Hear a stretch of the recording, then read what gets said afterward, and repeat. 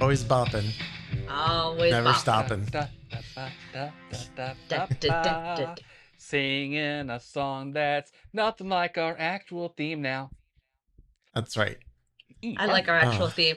And shout out and a belated happy birthday. Of course, this episode won't be coming out on the 5th, but we are recording, folks, right now on the 5th of July. And yesterday, July 4th, was the birthday of our amazing, amazing music composer, Cassidy B. So shout out to Cass, who is responsible for the theme music for the all of the music for the all of the music for the Confabulators comes from Cassidy B. You should check them out. They are amazing. I have been friends with Cassidy since MagFest years ago. I was dressed as Aerith. I had my flute. They came up to me on like the last day. We got to chatting. We've stayed in touch since then. They're amazing. Check them out, folks. And happy birthday, Cass. We love you. Yes. Also, E, you're looking for a Feliz Cumpleaños. Yes, cumpleaños. My brain went Feliz and then automatically filled in Navidad. I'm like, wait a second, that's the wrong birthday. That's a very specific. There's a very specific birthday that one's for. Yeah. I just think of the first time I heard that song was the Sesame Street Christmas special that starts with them all out ice skating. So of course they have actors in like the mascot suits versions of like the Sesame Street characters, and Oscar gets Oscar's literally like a trash can with legs under it, but they don't have Oscar's face, and somehow they end up doing a big spin where they're all holding hands and they're spinning on the ice, and then Oscar gets flung out of the rink and falls down the stairs, and then it's Oscar the Grouch being Oscar. But that opening takes place in Feliz Navidad. Feliz Navidad. It's that version that everybody has heard. I love it. I love it. Would you want to live on Sesame Street? Oh, more Sesame Street. Yeah. Yes, of course. I mean, who wouldn't want to live on Sesame Street? Now, here's the real question. Would you want to live on Avenue Q?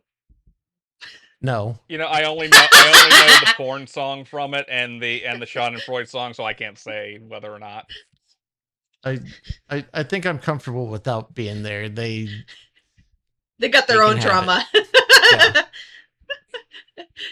You can float by there on occasion when you need to just like let out a loud fuck. Because you don't want to contaminate the little sweet minds on Sesame Street. Oh, exactly. I don't know. Julie Louis-Dreyfus is sworn in front of Elmo. Yeah, well, so that door's going to be full by the end of the day.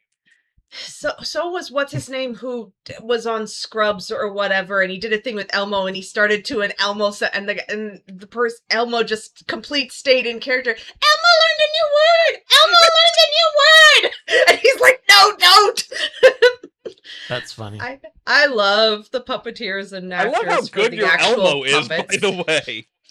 Thank you. I've watched that clip a lot. I may also have one of those. There's the one account online that they have an Elmo puppet, and so they will do things like in the mirror of like kind of like affirmations, except this Elmo is like the Elmo that says what we're all thinking. So this one I turned it into my ringtone for my brother specifically when he calls, because it's Elmo going, "It's Friday and we want to forget all about what happened this week. Let's get shit-faced." With that, I'm Dave.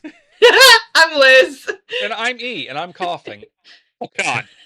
And we are the Confabulators. So close. There was some synchronization there. You had the music it up, E. We almost got it. I think Liz and I were also a smidge off. Except that I started to say it and then paused for you to join in, so it still is not Confabulators. We just gotta feel it. I have faith we will never get it. I believe we will. We'll get it. I'm a believer. Either way, I'm still going to do that joke every time, apparently. Where I just come in completely late after we've already done it. Haha, explaining the joke. The way to make a joke even funnier. So what is our joke for today? What is our topic? I was about to do the aristocrats. So Our topic today, folks, if you were here for our horror season, you know that we did a top 10 episode that was actually Dave's top 10 and my top 10 villains of horror. So we're here today for a very special, another top 10. Mm-hmm. But we're not talking about villains or people or aliens or creatures. Today we are doing the top 10 worst places to live in science fiction. Bum, bum. Because everybody else knows because everybody else talks about the best. But let's make sure we know where not to go.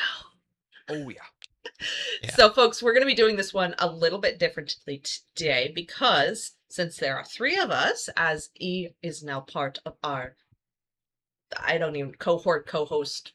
I talk now. Yes. So since E is now joining us in this, since we didn't want to inundate you all with 30 different things and have all these long lists and have this be forever, so we decided to do something a little different. So this is going to be a collective top 10. Now, what each of us has done independently, Voidwalkers, in the build-up to this, is we have each created our own list of 6 locations that we think are the worst places to live in sci-fi. We haven't ranked them at all. They're just 6 awful places to live. Now, we may personally have ranked them, but that is not the purpose for this list. So each of us has 6 locations. We're going to round robin pretty quickly what's on our lists and why. And then once we have those now 18 locations, we are going to vote. And we'll go over the details of the voting when we get there, folks. But for now, we're going to dive into our locations. And I vote maybe we each just go one at a time as we go around. We just go in a loop. So with our 6 locations. So, and specificity was highly encouraged for this, folks. So, which could lead to some chaos. That's going to be where I struggle a little bit. But that's it's different levels of specificity. Yeah. So, I'll do my best. I have faith in you, Dave. Don't worry, I had to sit there and think about it this morning, so I made my list like an hour and a half ago. I made my list like a week and a half ago, or no, I made it longer than that. I made it like June 13th. Yeah, and we might, as I bought my microphone, we might for you all have some runner-ups of places that we do in fact want to live. But we're here to hear about all the places you shouldn't want to be in science fiction. Oh. Because they not be so nice. So, who wants to start us off?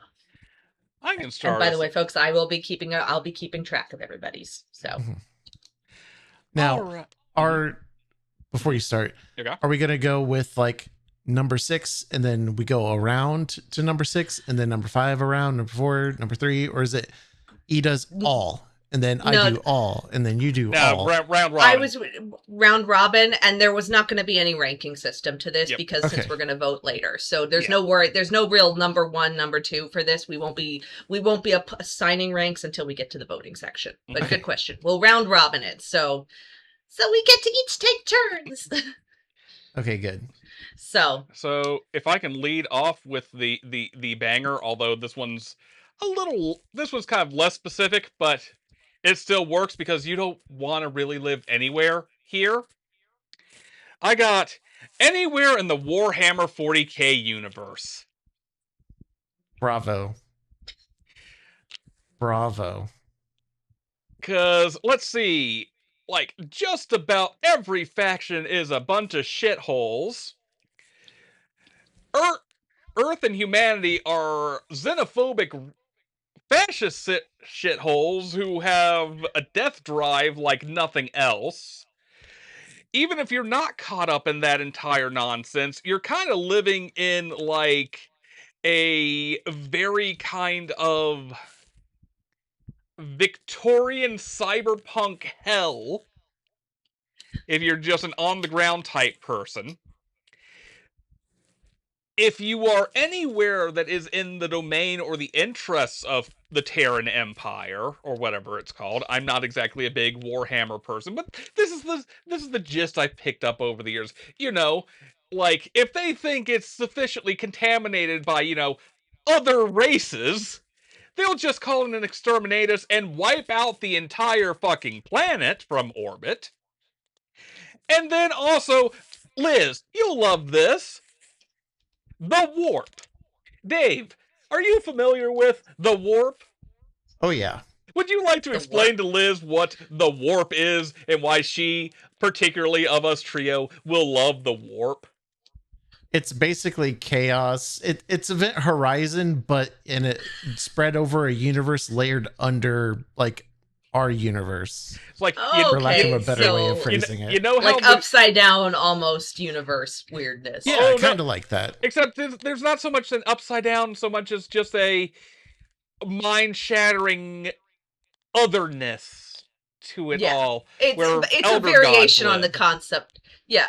So, okay, so we're talking more like Cthulhu realm. Yes. Parallel to our own, maybe with more eldritch. Kind of a mix of that and more kind of Christian-y themed demon hell stuff. And there's... Oh, also, by the way, if you want to travel faster than light in this setting, you have to go through the warp. You have to go through the warp in and out every time. Their entire FTL is basically, we're doing Event Horizon, except we're doing it multiple times every day all across the galaxy. And psychics that might explain some things. Warp. Yep. Oh, yes, and by the way, the leader of humanity is literally a maybe living corpse of the strongest psychic on the planet. Of existence. Or at least of human existence. At least of human existence, yes. Yeah. That they worship to a fault. Yeah. Fun fact.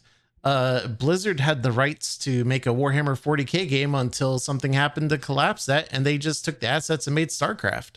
Okay, that explains a lot. That's how that happened. Especially considering that Warcraft is kind of like Warhammer Fantasy with the serial numbers filed off. Yeah. There's a good Penny Arcade strip about that from back in the day. I will sing the song that ends the earth.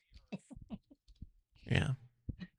Very nice. So we got Warhammer anywhere in the Warhammer 40k universe. Yep. I guess I'll go next. Funny enough, my first one is also 40k. Already have folks. By the way, if one or more of us say something that's already been said, that one gets an extra point that goes to voting later. It's not only because of what Ia said. It's because at one point, not too long ago, I was exploring 40k as a possible thing to play. And you wanted to not have money anymore. Yeah, but life was different. I hadn't met my fiance or anything like that yet. I had just started working as a teacher, but which, that's not much of a budget. Anyway, I started listening to like their history, stories, all that stuff, and like some of the things that I've heard, things like elves which, it's like the dark elves who are basically trying to feed this being with abducted and tortured souls so that it staves off them from being tortured and and all that. Stuff like how one faction of the humans, I forget their names, but they basically went to a planet and got nuked on and stayed on that planet because it was their duty and became essentially adapted to radioactivity. Like, there's really messed up stuff in this whole thing. And I know I'm misremembering some details and stuff like that, but like, it's a horror show. Like, you get born in that universe, like, just leave. They invented the term grimdark for that thing for a reason. Mind you, it was originally, and like Games Workshop still says it's supposed to be a satire of fascism and stuff, though a lot of the fan base instead goes, "Ooh, I like this. I love the grimdark future of the 40th century or whatever the hell." And it's like, the point, your head, you're in the Marianas Trench and it's in Earth orbit. It's very fashy, which is another reason why I would say no to this universe. Fascism bad. Not great. Not great at all. All right. All right. So for mine, I did not have 40K on my list. I will just say that right now. So, but I do love that we've already let off with one that's occurred twice. No. So my first one occurred to me this morning, and on my list I have the USG. You'll know this. Yep. Ishimura. USG Ishimura. Yep, don't want to be there. Dead Space 1. Why do I not want to be there? Let's see. Let's take our planet cracker, which, by the way, is just defining it as a planet cracker. I don't care if it's literal. All I think of is that one Supernatural episode where they're in, like, Loki's dimension and the guy is yelling, Nutcracker! And they're on, like, the ripoff of, like, a Japanese game show. So, yeah, I hear planet cracker and I'm just like, oh, that's... My brain is derailed.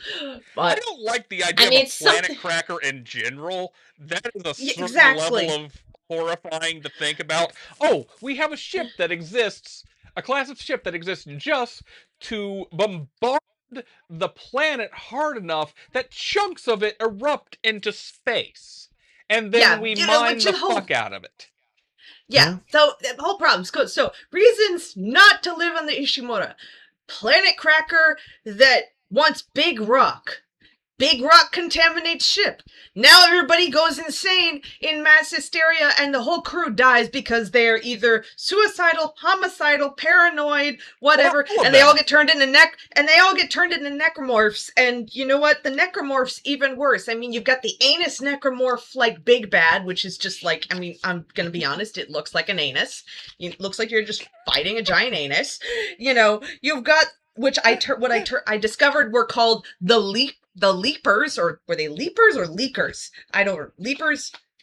Which ones are the those? leapers? They were called leapers. The leapers are the tentacle babies. Oh, those the tentacle babies. Those fucking things. And honestly, let's just go over the fact that how many ways you can die not by a monster on the Ishimura. I mean, oops, I stepped on a vent and threw me in the ceiling, and now exactly. It's a walking OSHA violation with psycho people turned into monsters on it. And by the way, the whole reason we're here is because, oops, space Scientology might have had bad shit influence. So yeah, that is why the USG Ishimura is a place I do not wish to be. I have no desire to be there.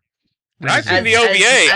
I've seen how they were killing each other on that ship because they decided to put that in the OVA when the original released.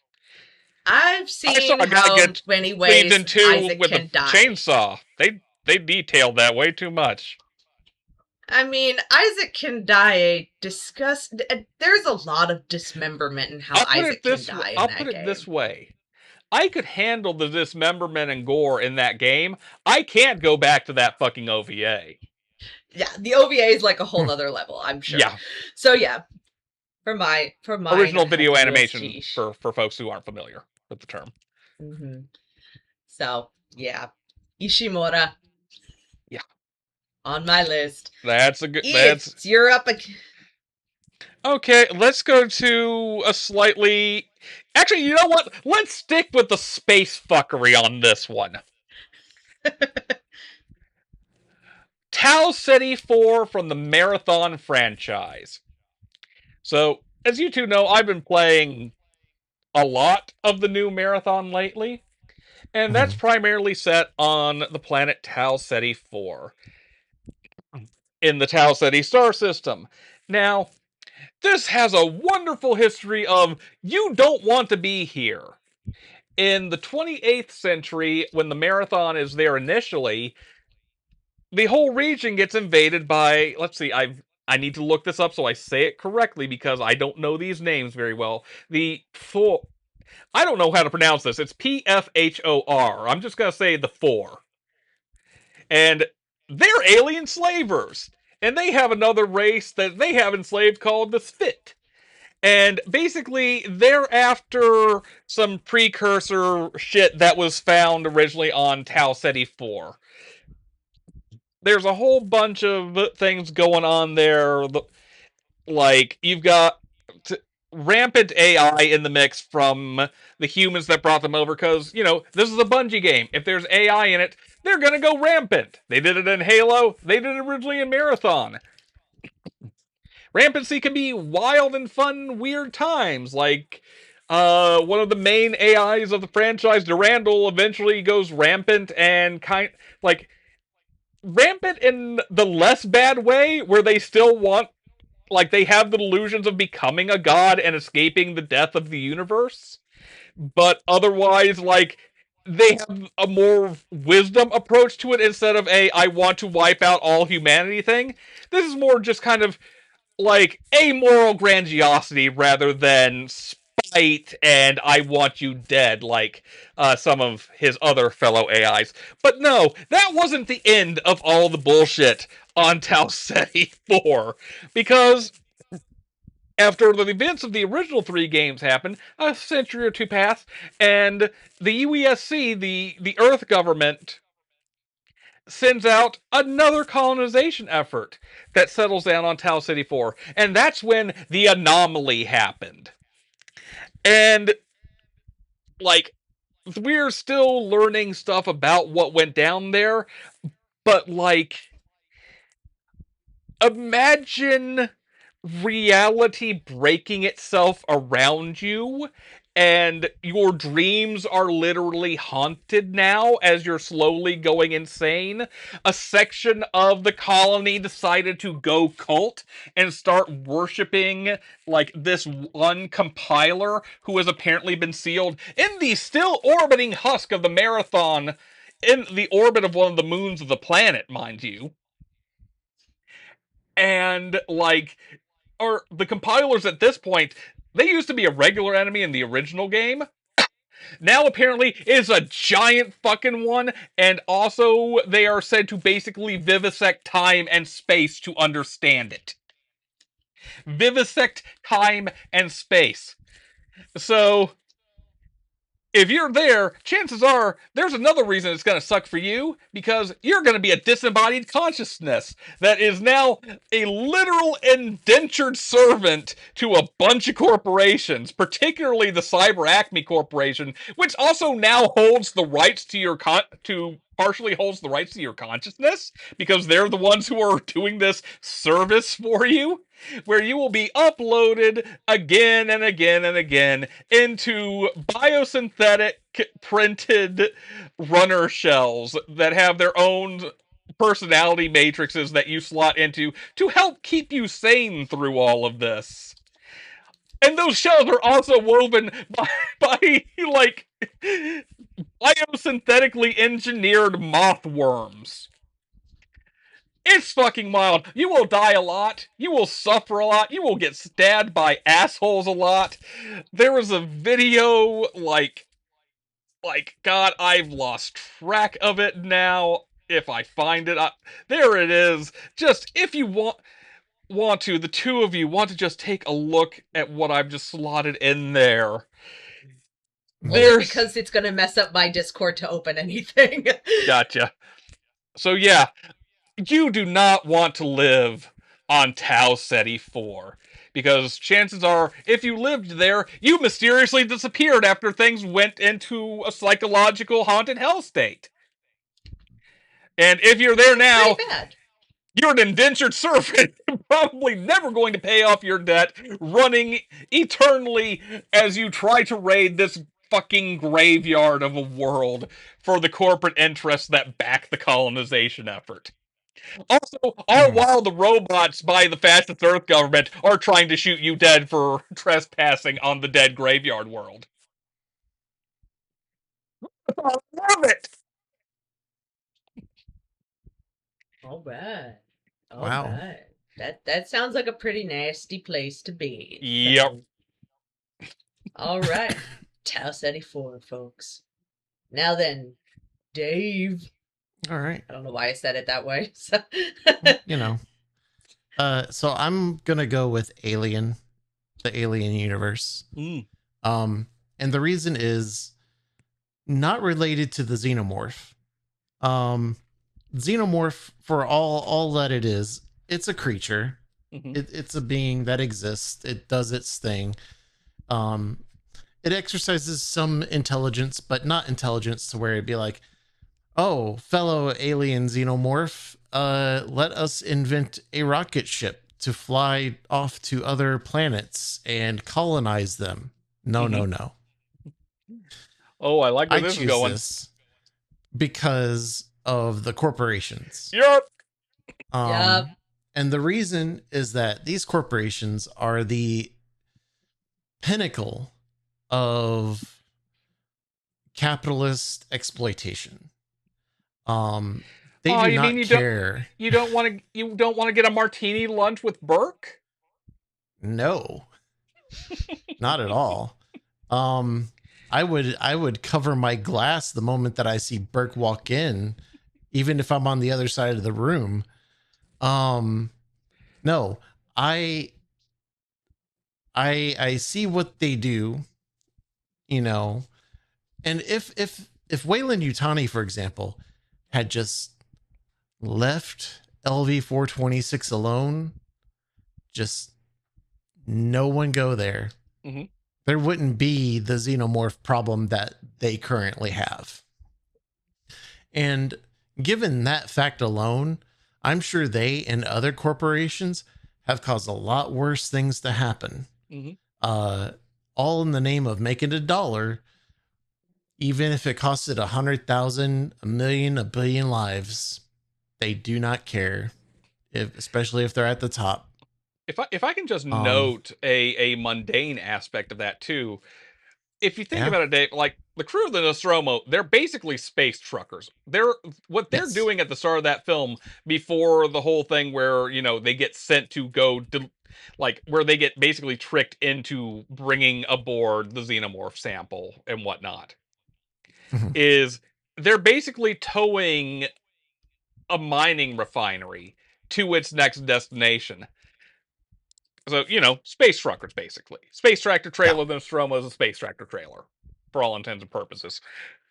Except it's a tractor trailer where instead of, being on the road for weeks at a time, you're in cryosleep for possibly years at a time. Ripley has a daughter. And, do we even know if they have FTL? Or are they traveling at sublight speeds and compensating for it with the cryo? I don't know. Yeah, I don't think they ever explicitly say. Yeah, that's because it's presented in Aliens, when she's in cryosleep all that time, and her daughter's had enough years to literally grow old and die of old age. But you think through it as how, even if that hadn't happened, how much of her daughter's life is she missing just having to be on this fucking job? As basically Dallas, isn't she technically the XO under Dallas, more or less? Yeah, when Dallas is off ship, she's in charge. Yeah, so she's so she's basically the number one for this ship. She's the XO. Yeah. And exactly. How much of her life is she missing being just asleep to get these jobs done? It's fucked. Yeah. That's fucked. Kind of wild, yeah. Yeah, it's pretty bad. Damn. So yeah, Alienverse, not a great place to be. And that's before you throw the xenomorphs and whatnot into the mix. Right? Oh, man. They're just icing on the cake. Yeah. Also, if you think about it, there's also slavery. Because it's pretty clear that, they had, there are at least plenty of sentient androids. The Wayland Yutani variety of androids all seem to be some level of sentient. And they're basically, property. And to go off of, especially highlighted in the most recent Alien, which was with Rain as the main character. Is that Alien Earth or Romulus? Romulus. Okay. Yeah. Sorry, I haven't seen Earth. No worries. Romulus. they run not corporate towns, but corporate planets. Yep. And all those people are basically living off the equivalent of script rather than actual dollary dues or credits or whatever you want to call it. So they too are basically slaves. Yep. And it would be cool to see an alien story where an entire planet gets tired of it and turns into the classic rednecks that we used to have. Battle of Blair Mountain, but it's an entire planet. Yeah. Would be fun. That would be some chaos right there. So that's my next pick. All right. Well then, my next pick. You're gonna laugh again. My next pick is the Sprawl of Dead Space 2. Oh, yes. Dead Space showed up on here twice, and I felt like they. Oh, I know, but different Dead Spaces. So I felt like they both deserved their own highlights. The Sprawl, by the way, because I'd totally forgotten this, we planet cracked our own planets in our own solar system. I forgot. So here's what's left of Titan, one of the moons of Saturn. Now let's build a colony on it. Oh yeah.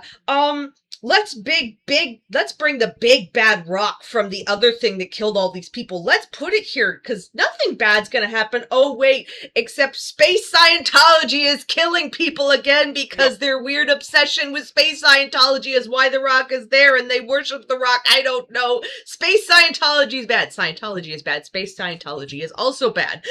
And so it's just all sorts of, you get more creatures and more necromorphs and me going, who thought this was a good idea? The Brother Moons thought it was a good idea. We have now, it's like the Pack, which is the name for the small children that get transformed into necromorphs. So it's a horde of, like, preschoolers attacking you. You've graduated from punting babies to drop-kicking children. Yeah, and that was the most, it really is. And you know what? The most effective way to deal with those kids, because I died so many times during my first encounter with them, turned out the most effective way to deal with them was punch the shit out of all of them. Melee my way through those children. Guns, not nearly enough. They are too much of a horde. Liz has punched a lot of children on camera.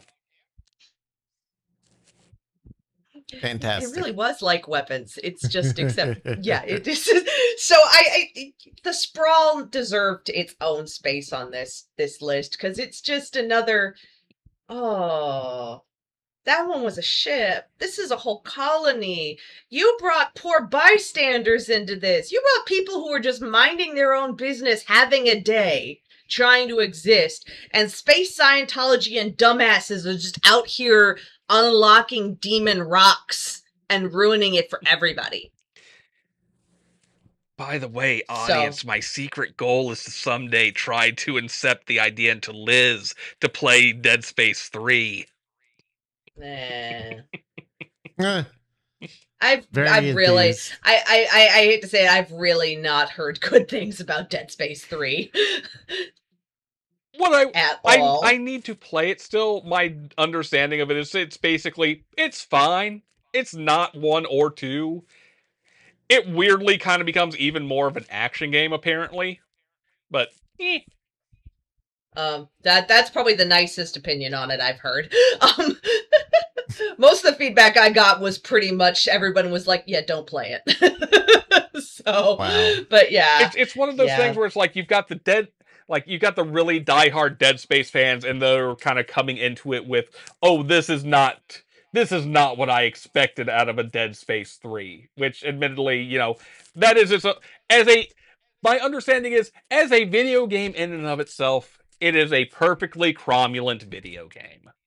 It's just not what you were hoping to get out of a Dead Space 3. There was a description I heard at one point that like back when it came out, it was like, oh, it's like Lost Planet and Dead Space swapped their game designs around for some reason. Lost Planet, that's a pretty fun game. That's a pretty fun series. Okay. Capcom, please do a remaster of that PS3 3DS game that you never brought to America, and please bring it to America this time. I want to play that without having to resort to dubious emulation of a 3DS, please. So yes, the sprawl from Dead Space 2. And now, E, what is you? I will say I was slightly confused at first because I was like, the sprawl? I didn't realize that Liz read Gibson, but then I realized you were talking about the one from Dead Space. So yeah, all right, okay.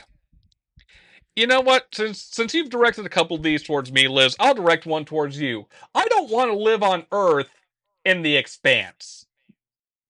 I agree with that. I agree with that sentiment. It's like, but I didn't actually put it on my list. So. That actually surprises me. Wow. Okay, so well, I thought of it about 5 minutes ago before you said it. That was like, I actually wouldn't want to live there, but since I'd already made my list, I'm committing to the list that I made. So folks, if you are not familiar, the best way I would describe this as the lefty leftist that I am is basically Earth in the Expanse is sort of like the end game neoliberal hellscape of a heavily corporatized system that still doesn't view people as people so much as usable things for the upper classes to exploit and profit from, where, they'll make at a certain point the barest concessions of welfare to keep people alive and out of open revolt. But what that typically means is you have everybody living in slums where their universal basic income is only enough to keep them alive in the slums. Because, despite being a setting that is wealthy as fuck, we are talking opulence beyond compare, as long as you're in the upper class, as long as you are the Maos of the world, as long as you are in the political echelons and so on and so forth. You're gonna have a suck-ass life. I was gonna say it's the eye-opener of Bobby Draper's journey when she suddenly ends up in basically a future version of like Skid Row plus the slums, and she meets that guy who wants her stuff, and she wants her gravity meds, and she's like, what are you gonna take, him as drugs? And he's like, it helps deal with some of these other side effects. So he's literally like, I'm resorting to you basically getting illegal drugs to deal with medical medical we can't get prescriptions out here, but we can use that to treat the people here. You got any you can spare?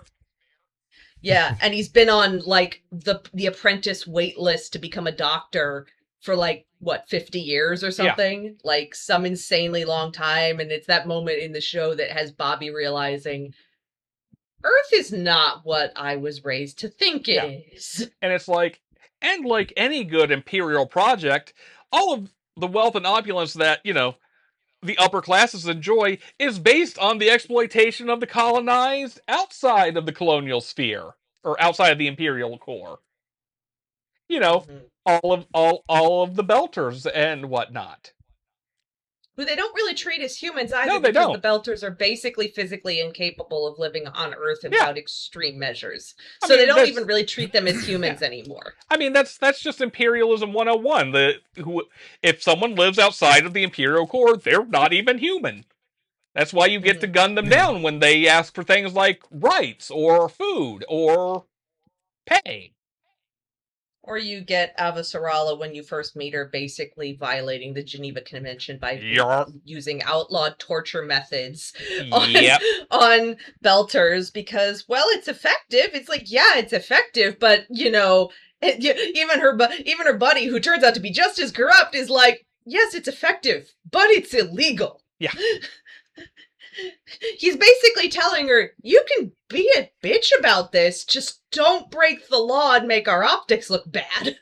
Ah, yes, the optics. That's the important part. Not the well-being of the guy you've kind of murdered by stringing him up and basically crucifying him under gravity. Look, you gotta look good. Yep. That's kind of neoliberalism in a nutshell, ain't it? You gotta look good.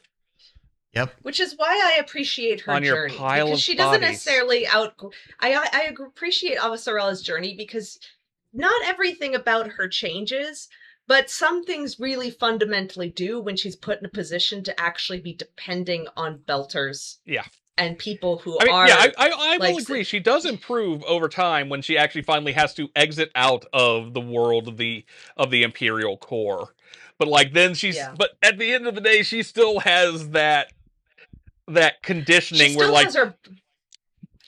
It's a really nuanced approach of she still has her biases because she grew up in this world, and you sort of realistically know that it's probably going to be a really long time before she can truly come to terms with the mentality that she was literally raised on. Which is like why I love so much Holden's reversal of her political machinations and making him the president of the trade guild or whatever it's called. I forget the proper term for it. And goes, my first act is to resign and appoint as my replacement. My first act is to resign because one of my conditions to even taking this position was that this belter was going to be my VP. Now I'm going to resign. Guess who's the president now?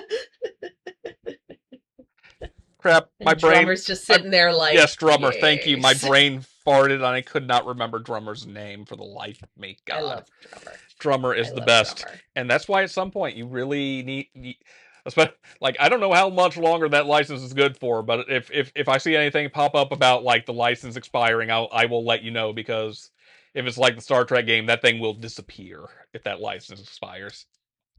Good to know. Good to know.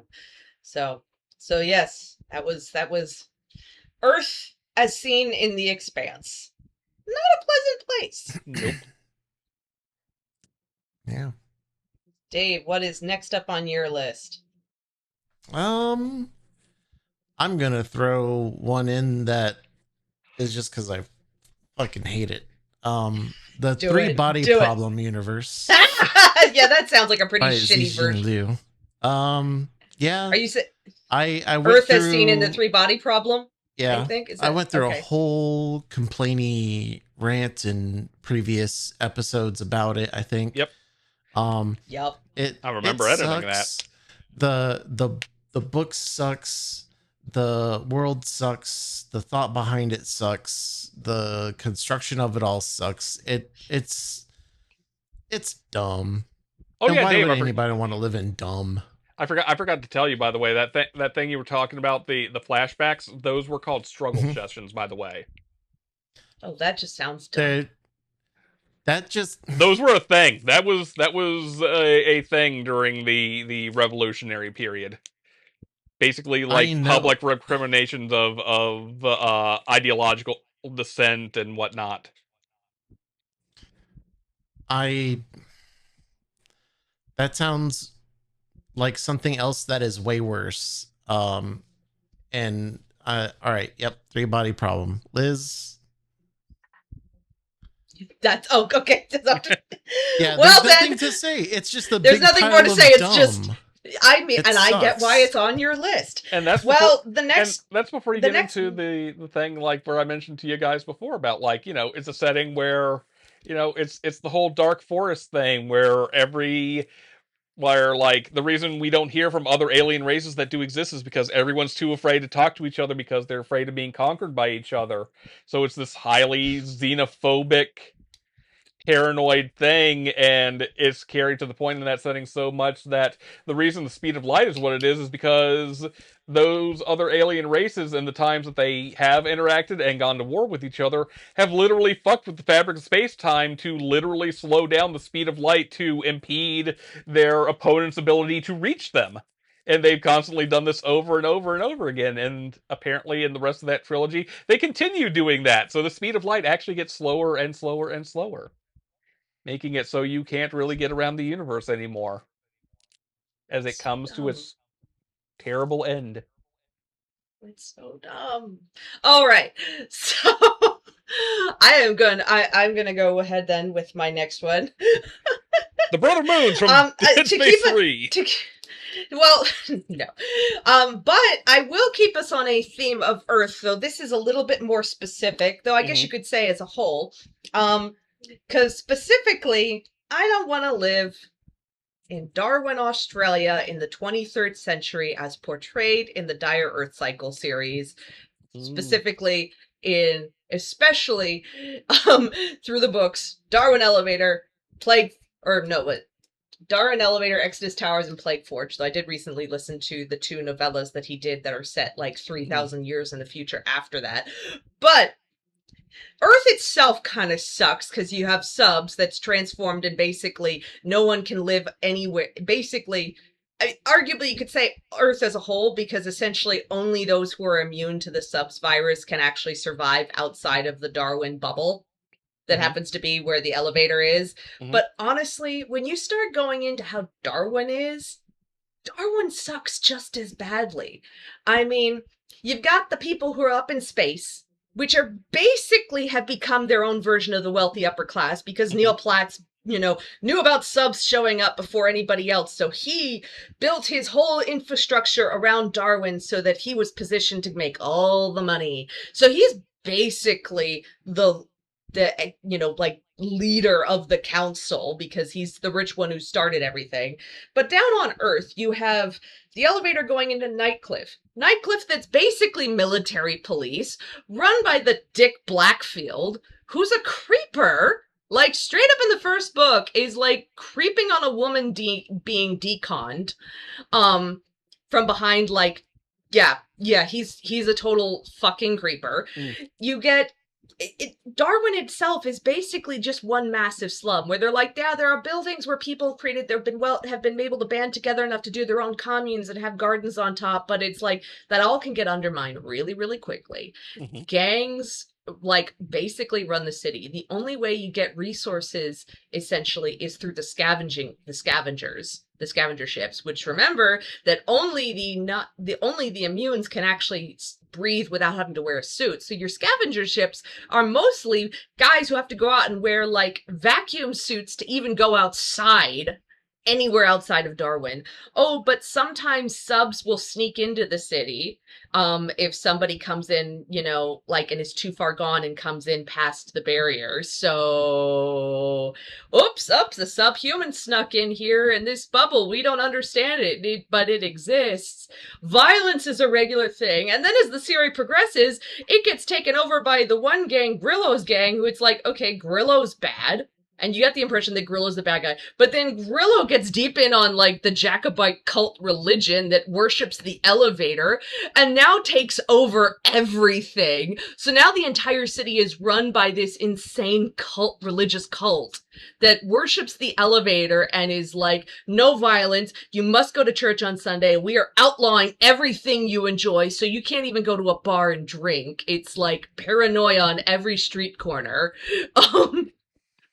If I had a nickel... if I had to be stuck in that universe, I would not want to be in Darwin. Like, I honestly am like, Darwin is not a fun place. You straight up, you very quickly understand that Darwin is not the place you want to be living. If I had a nickel for every time that I knew about a science fiction series where a religion popped up around the space elevator, I'd have 2 nickels. Which isn't a lot, but it's weird that it happened twice. I've been noting that cults are a very frequently occurring thing in our list so far. I've noticed that cults are a frequently occurring thing in humanity so far. That too. So, but yes. Darwin, Australia, as seen during subs in the Dire Earth Cycle. And yes, we know that in the novellas, because the novellas, the crew from Darwin, that was, time dilation, 3,000 years have gone by on Earth, and so like the last time you actually see it, like Darwin's nice, it's a memorial to subs because we eradicated it, but that's a whole, like, that's 3,000 years in the future. Fuck that shit. So. Right. That is mine. E, what is your next up? Well, you know what? On the subject of cults, I'm going to say Jesus Town in Hokkaido. Because, this couldn't be sounds bad. a list with me in it without Hokkaido coming up somewhere. And so I've told you about Hokkaido before. It's the 1995 reimagining of Kikaider's rival antagonist from the 1970s live action and manga series, Mechanical Humanoid Kikaider. And the gist of Hokkaido is Hokkaido was created by this authoritarian named Gurdjieff to be his enforcer in his utopia of Jesus Town.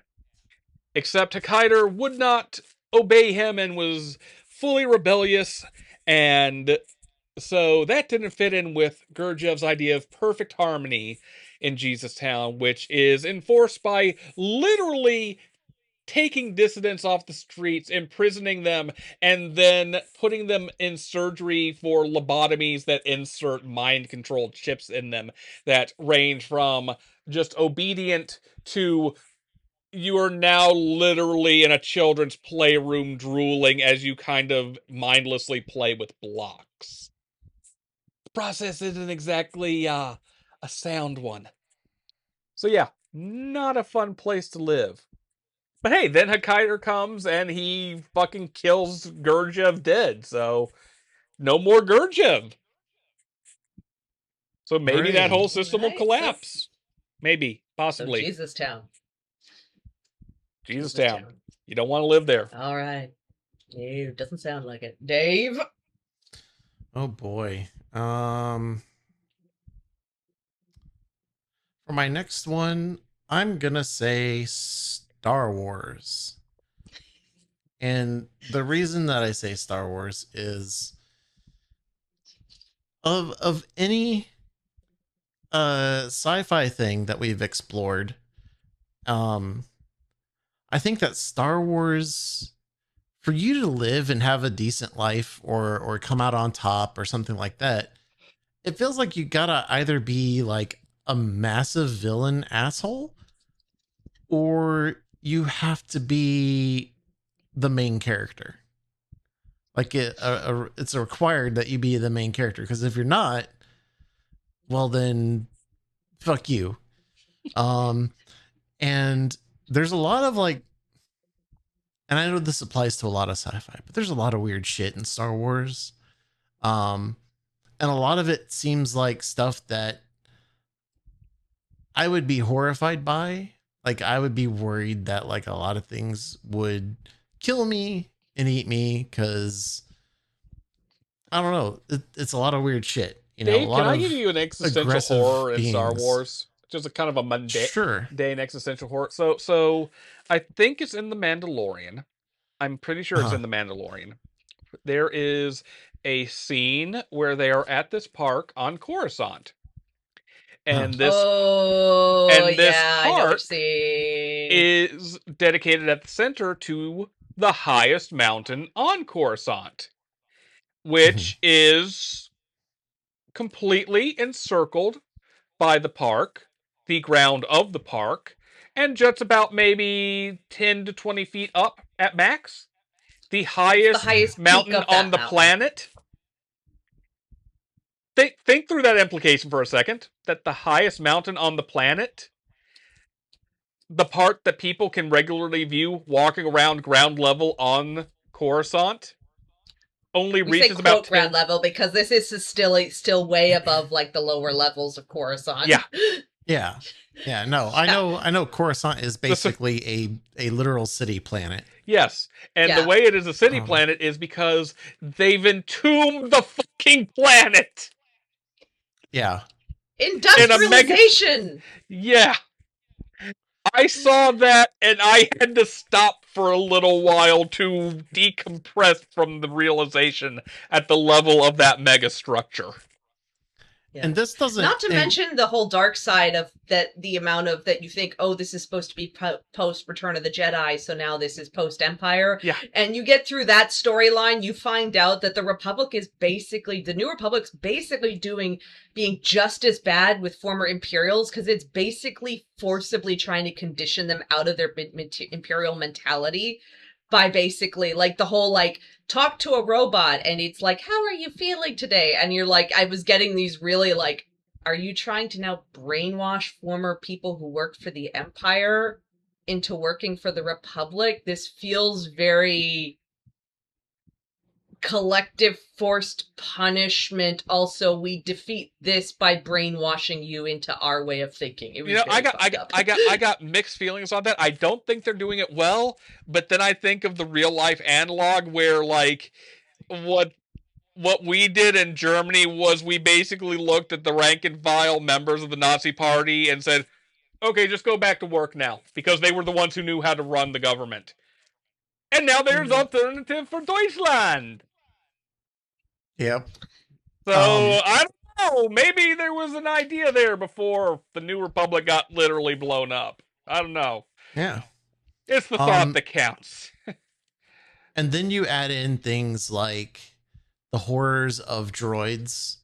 Oh, yeah. Just rampant slavery. Just another form of slavery. Rampant slavery with the few exceptions that escape it. Yeah.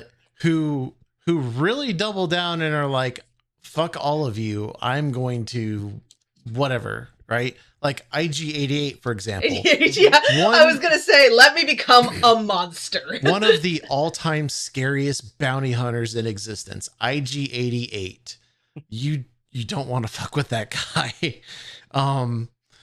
You know, and then on top of that, I don't think restraining bolts should exist, guys. I feel like that's an ethical violation. Yeah. But then you also then add in Jedi. Mm-hmm. And you hope for the roll of the dice that you get Jedi powers.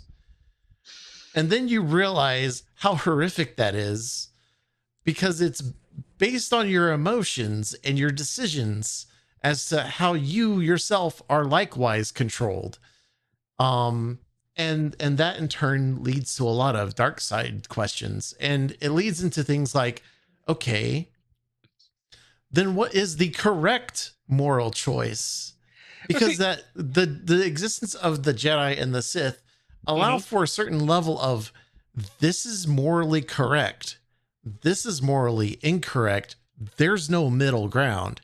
Even though we know, at least from the Legends books, there is a third set of Jedi stuff, because one of Han and Leia's kids went down the neutral path. Yeah, it's the gray Jedi where they're more, I think they kind of define them as the gray Jedi, and then you even get your Force beings that are like, we are neither Jedi nor Siths, but we are Force beings or Force users, Force wielders. Yeah, like so it's sort of Liz. Like I know Dave hasn't seen Rebels, but you've seen Rebels, and like one of the things I love multiple times what they do, and like one of the things I love about Rebels is the way they incorporate the Force into other people's religions and such. Like, not just like the Force, which is a Dathomir, though that obviously is one of them. That's a different way of relating to the Force than either Sith or Jedi. But like, there's all sorts of ways to relate to the Force. You know, the Force of all living things that binds all life in the universe together doesn't have to be these two schools that are basically two ends of a very stupid interpretation, where it's like, oh, the Force that connects all living things. Well, I will remove myself from all attachment whatsoever, and not be attached to anything or anyone, despite this Force binding us all together as one. To, I'm gonna be the selfish asshole and use everything to my self-aggrandizement. But anyway, the thing I wanted to point out there was like, the Lasat religion. It's basic, like, they don't refer to it as the Force, but it's clearly drawing on the same, fundamental force of the universe. But they engage with it in this completely different way. And I love that. And I just love getting out. I love the idea of these different people engaging with this thing that is a real thing in the universe, but outside the stupid fucking dichotomy of the Jedi and the Sith. Break the monopoly, like break the monastic order and the grimdark assholes hold on the Force that runs through everything. They basically took it. Jedi and the Sith basically take an insanely, especially the Jedi, take an insanely legalistic view. Exactly. Because it's like wherever they may have started, they've warped into like by the time you get to the Republic era, not even New Republic and everything, but like High Republic, and from there into the Imperial era, you've basically got this insanely legalistic view of the Force that is more or less coming from a small group, coming from the leadership group within the Jedi. So there's no nuance. Yeah. While everybody else is going, I think there's nuance here. It turns out, and they're like, no nuance. It turns out putting a singular religious order in charge of interpreting existence was a bad idea. And then making those guys your space police. You don't say. Yeah, we got like 10,000 of these weird monks as our space police. You got what now? As your what? Yeah, that's how we do. That's how we solve some of our trickiest government problems. We send the monks out there to do some shit. They got that telekinesis. They got them laser swords too. Wait. You're telling me when you have a political problem on one of your planets, you send out a monk with a laser sword and telekinesis to go deal with it? Oh yeah, they're great negotiators. Yeah, I bet they are when they can throw the laser sword through a guy's head. Oh well, they don't do that. You're telling me they don't do? Yeah, sure, okay, sure. 10,000 space monks and 10,000 telekinetic space monks with laser swords, and they're not. I'm sure they're not throwing them through people. Yeah, I'm sure. Okay. Yeah. Good call, Dave. Yeah, the more you start to digest Star Wars, the universe, you want to sit there and be like, is there no really good place to live other than if you find some planet that nobody bothers with that at least is livable? and the economy is wackadoo. Oh yeah. Well, then it like if that economy's had so many upheavals, it's like yeah. Yeah, but Liz, think about it. Even if you go to that one planet where nobody else is, there's like a 9 to 1 chance you're gonna end up like in Space 7 Samurai. I mean, there's a point where I'm just like, you know what? Maybe the most livable planet in Star Wars universe is Tatooine. At least it's predictable. It's run by gangs and criminals. That's actually fair. I mean, arguably, one could say Tatooine's a fairly stable environment in its instability. It's run by gangs and criminals, and also there's an oppressed underclass of indigenous people who have been driven out to the wastes. Yeah. Mm-hmm. But they also come in and they'll murder people, so it's kind of like, you know what? Maybe they're onto something here. Have you ever thought about the fact that we have no actual name for those people? Because also every once in a while a crate dragon appears.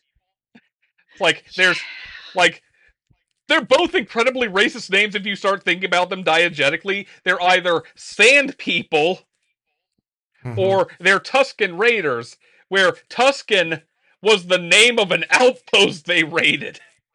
That's the only 2 ways we know what to call these people. Yeah. Canonically, even. And even as far as I'm aware, in the extended universe, no one thought to give them an actual name. I've kind of taken it to be that it's actually that part of that is it's their own mythos that they almost don't. That if in some ways they've also because they become so insular because they are so kind of.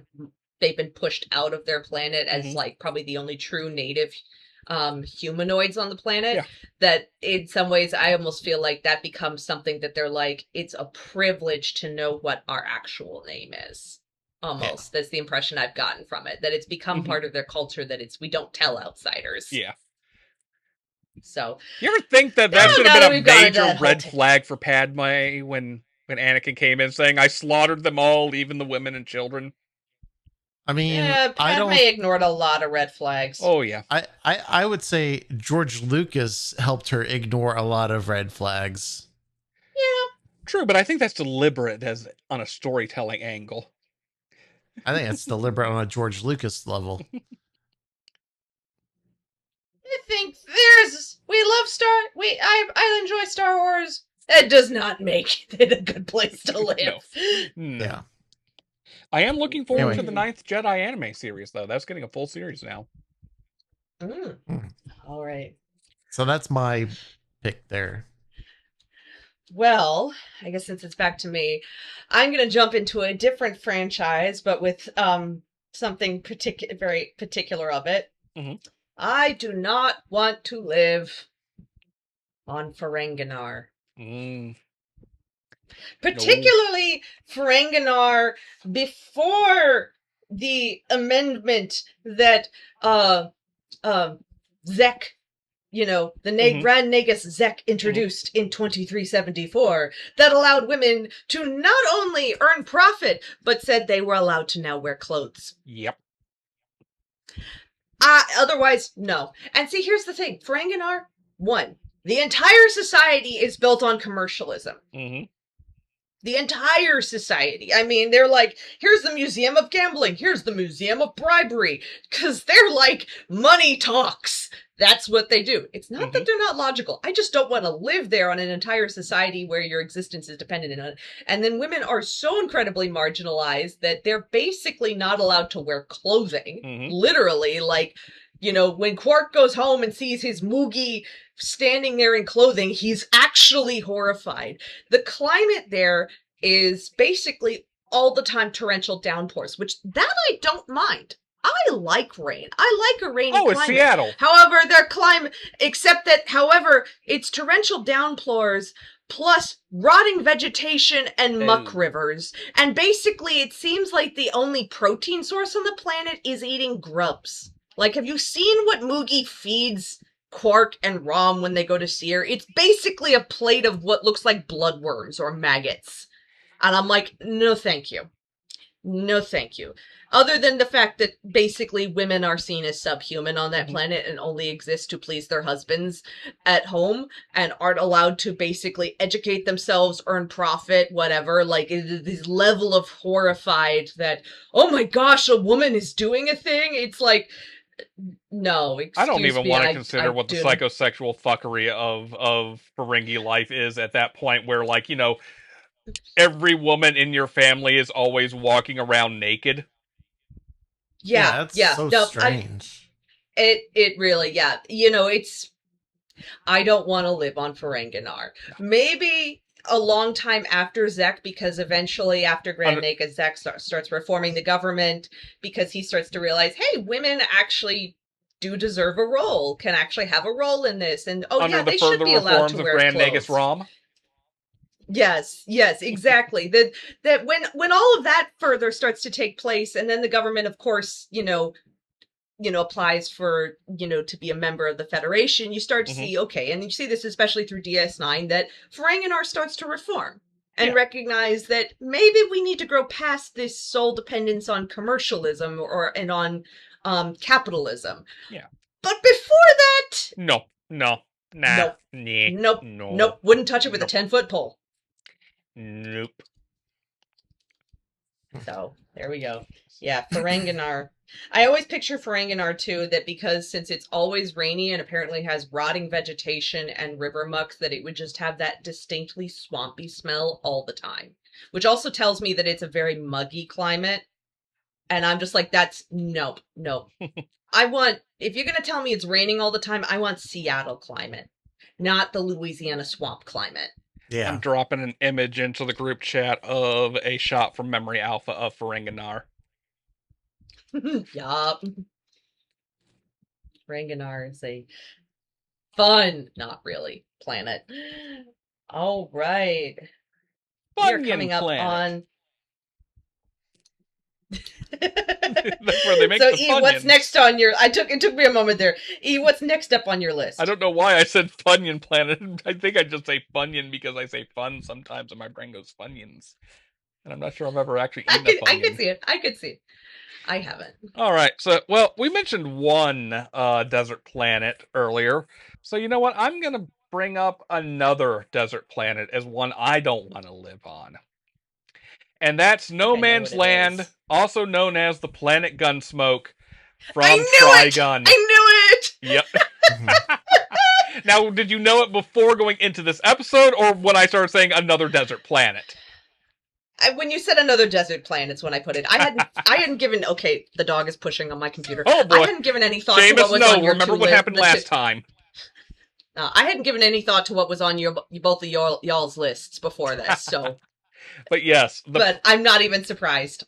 I don't want to live on no man's land because, again, that is a fucking desert wasteland. It is not fit for human habitation beyond the fact that it has a breathable atmosphere. There is very little water. It is arid as hell. The temperatures are, again, desert. And the only reason people can live there right now anyway, right now I say, the non about the fictional planet set in the far future. Anyway, is because Details. They managed to crash land on the planet with some of their plants intact. You know, the extra dimensional beings we created that, or something like that. I think they were originally genetically engineered, that are connected to a higher dimensional plane and thus can, like, literally generate matter of any sort that we need out of energies from that plane. So they can produce energy, they can produce water, they can even produce food stuff somehow. They never explain how, but they just are able to, except for the small problem that, technically speaking, we've enslaved a race that we created to basically be factories for us, which is its own fucked up thing, and, you know, is the central conflict, ultimately, of the whole thing, because humans largely have just seen them as, you know, production machines. But they're sentient life forms, which drives Knives insane and starts him on an omnicidal quest to wipe out humanity to free the plants, that his brother then has to stop him from doing. And thankfully, by the end of all things, people start realizing, wait, these are people too. We should probably try connecting with them on an emotional and intellectual level instead of just using them as machines. We need to work together, but so on and so forth. So, but yes, I don't want to live on no man's land. Yeah. So you're also specifically saying that the portrayal of it is seen in Stampede and Stargaze. And every version of it, because this applies across every. Okay. Like it's basically the same. The evolution though of it becoming like, because I think Stampede and Stargaze, and I think the manga go into more the post, where the original anime ends. Yeah. There's nothing. There's no planetary realization. Yeah. The other anime. You know, that was an anime that was adapting a monthly manga that would not end for another decade. Yeah. So, but yes. Okay. Just clarifying that one, since that one didn't even get that far. But so yes, I guess primarily talking manga and Stampede Stargaze. But you don't want to live on. But you don't want to live on the '96 anime either. You don't want to live there either. It's got the same problems. They all suck. Just with 90s camp. Yes.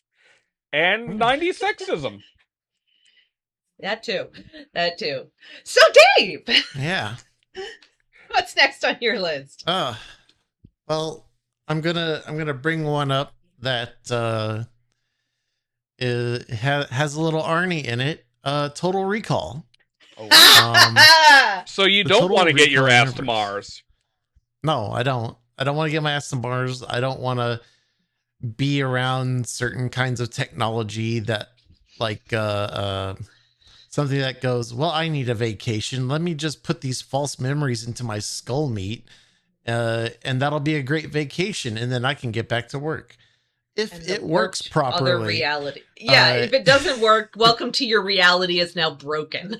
Yeah. That's an interesting thing to bring up for later. Is also Howard the real one, or is it Douglas?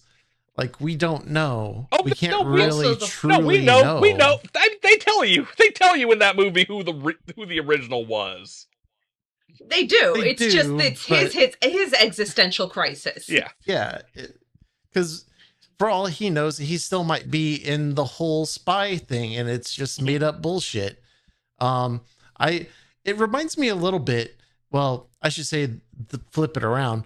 The Black Mirror episode where the guy comes in to test a new product, and he's told not to bring any electronics or have any electronics on. and he forgets that he has his cell phone on. And so he gets plugged in, and he has all these nightmares and all this other bullshit that happens in his brain. But when we zoom out from it, it's only a moment in time that where all of that happens, and he's actually just dead. I picture that being kind of similar to what Quaid goes through in Total Recall, though we don't know if he's actually alive or not. Presumably, yes, question mark, if you want like the happy end of it all. But even then, we're talking about things like looking at Mars as a space colony, how people have been affected by that world. And granted, it's happened because of the people who are in charge and controlling money and power on that colony, right? Like, major asshole final boss is controlling the oxygen. And he says, I'm going to make these people give up Quaid, turn the oxygen off. I don't care if there's children. Fuck them. Like, not to mention the whole, like, not to mention this is already a marginalized group of people, because if you have the mutations or the psychic ability that comes from the mutations, you're already marginalized and treated as like second-class citizens. Right. So like, he's like, fuck the normal humans, fuck the non-normal humans even more. Yeah. He does not care. He's just like, oh, they're mutants? Good. They'll get to enjoy no oxygen until they give me Quaid, and then I'll probably leave it no oxygen for another hour just to make sure they understand. Like, he's that kind of dude. And like, that's just one example of probably many in that world that exist who would do things like that. Like, no, I don't want to go to Mars. I don't want to get my ass to Mars. They can have it. Total Recall. Yep. That's a good one. That's a good one. Verhoeven does not pull any punches with his thoughts on capitalism and corporate overlords, which will also be coming up again this episode, folks. Verhoeven specifically, but just wait. So I'm gonna add another one, and maybe this one came to my mind because I've been replaying it quite a bit. I've got challenges I'm trying to unlock, okay, folks? You know, this is the deal. So, but I'm counting it as science fiction. Valdelobos in Spain, as in the fictional village that is where all of Resident Evil 4 takes place. Okay. Because what may have started as a rural, isolated village in Spain, but it's a mining town, also clearly a fairly impoverished town, and still kind of living backwards to modern society.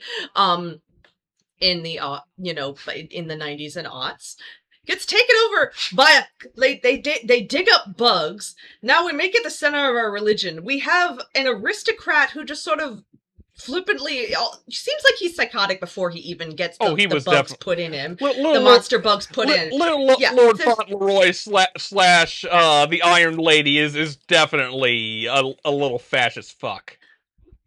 But let's be real, he's still practicing feudalism in this area, even before the Los Illuminados show up. Then supposedly the Los Illuminados show up and are like, but, still aristocrats. Yeah, but he's fucked up. He's fucked up, though.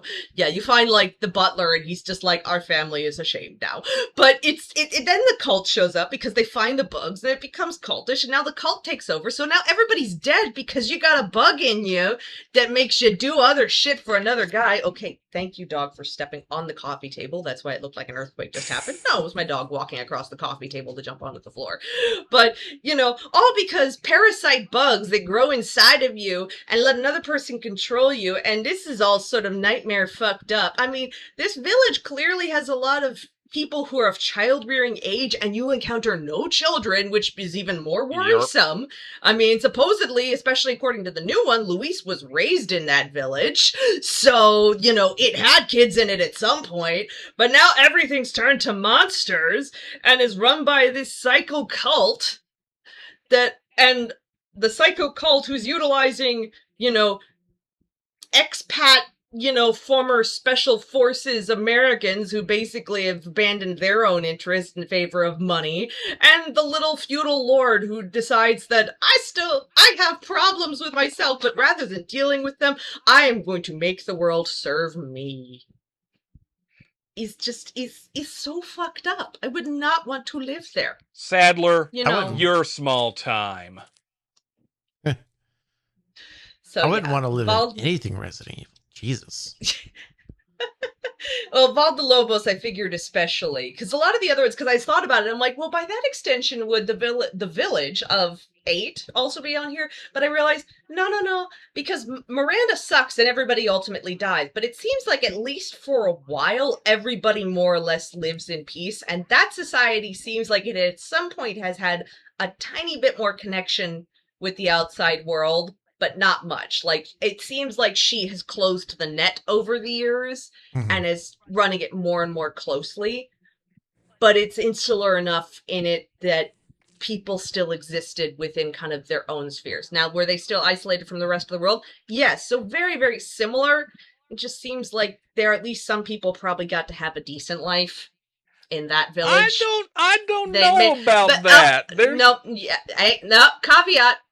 Let me clarify, because again, Miranda was there for a long time, so people up to a certain point may have had a decent life and then died, and then things went to hell. So Miranda's was a slower progression. Valdalobos also just seems like it's been. I feel like Liz, little Lord Fauntleroy was. Did you play the prequel demo, by the way? Have you ever played the prequel demo for 8? I did not play it, but I also don't play the demos because I don't want to spoil or anything, because I'm usually really good at guessing games from it. This one's not a spoiler, and especially if it's still up on Steam, you should go check it out. It's short. I will. Basically, the village was sending. They were sending girls up to Dimitrescu. Oh, that's covered in the game. Okay. That's covered through the documents in the game. No, I'm not saying the village was good either, but I'm not saying it was worse than Valdalobos. I feel like Valdalobos was actually worse. So, and went off the deep end worse. So, partly because it happened so quickly, but it also seems like it's also just like lobster boil versus frog boil. Maybe a little bit, but I feel like Valdalobos was also doomed to begin with. The village may have actually started as a decent place before Miranda. But when you look at the way Valdalobos is, it's like, oh, you were doomed from the start. You were doomed right from the start. So, Valdalobos. All right. Brings us back to you, E. So my last one of the 6 places I don't want to live, as much as I love this show, I don't want to live in Bubblegum Crisis's Mega Tokyo of 2032. Mega Tokyo is a near-future metropolis rebuilt after another great earthquake that destroyed Tokyo out of the ashes. It has become, admittedly, a multicultural and diverse setting. Unfortunately, it's also more or less basically a corporate town that is basically run by the company Ginham, which is responsible for a line or a type of android that they call boomers, because of the economic boom that followed in their wake during the rebuilding. The only problem is boomers are kind of... There's the ones that go out of control on their own and start tearing through the city, destroying everything in their wake. Then there are the ones that are still, in service to Ginham and, destroying everything in their wake. Except they're able to cover that up all legal-like. They had to form a special division of the police, the AD police, in order to deal with these things because, these are basically walking one-man armies if they get out of control. They are, some of these fuckers are equipped with high-grade weaponry that would wipe out a city block in a matter of 10 minutes. And then on top of that, you have other fun things, such as like, we're in a setting that has orbital laser cannons that can literally shoot down from the sky and wipe out blocks in an instant. And also, like, one of the C-suiters in Ginham. He's not the guy in charge of it, but boy does he have delusions of godhood, who uses boomer technology to eventually upload his brain out of, or upload his mind out of his fleshly human body and into a series of boomer bodies so he can try to exist as a robotic god over humanity. I love this series, but God, I don't want to live in the Mega Tokyo of 2032.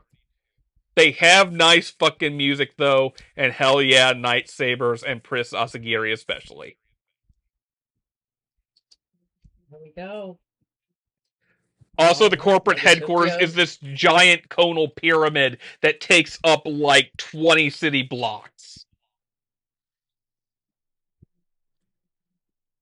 Wow. That's weird. So Mega Tokyo, no thank you. All right, Dave, what's last on your list? One that I don't know how y'all are gonna react to. The Matrix. No, I don't want to live there either. The Matrix was a runner-up on mine.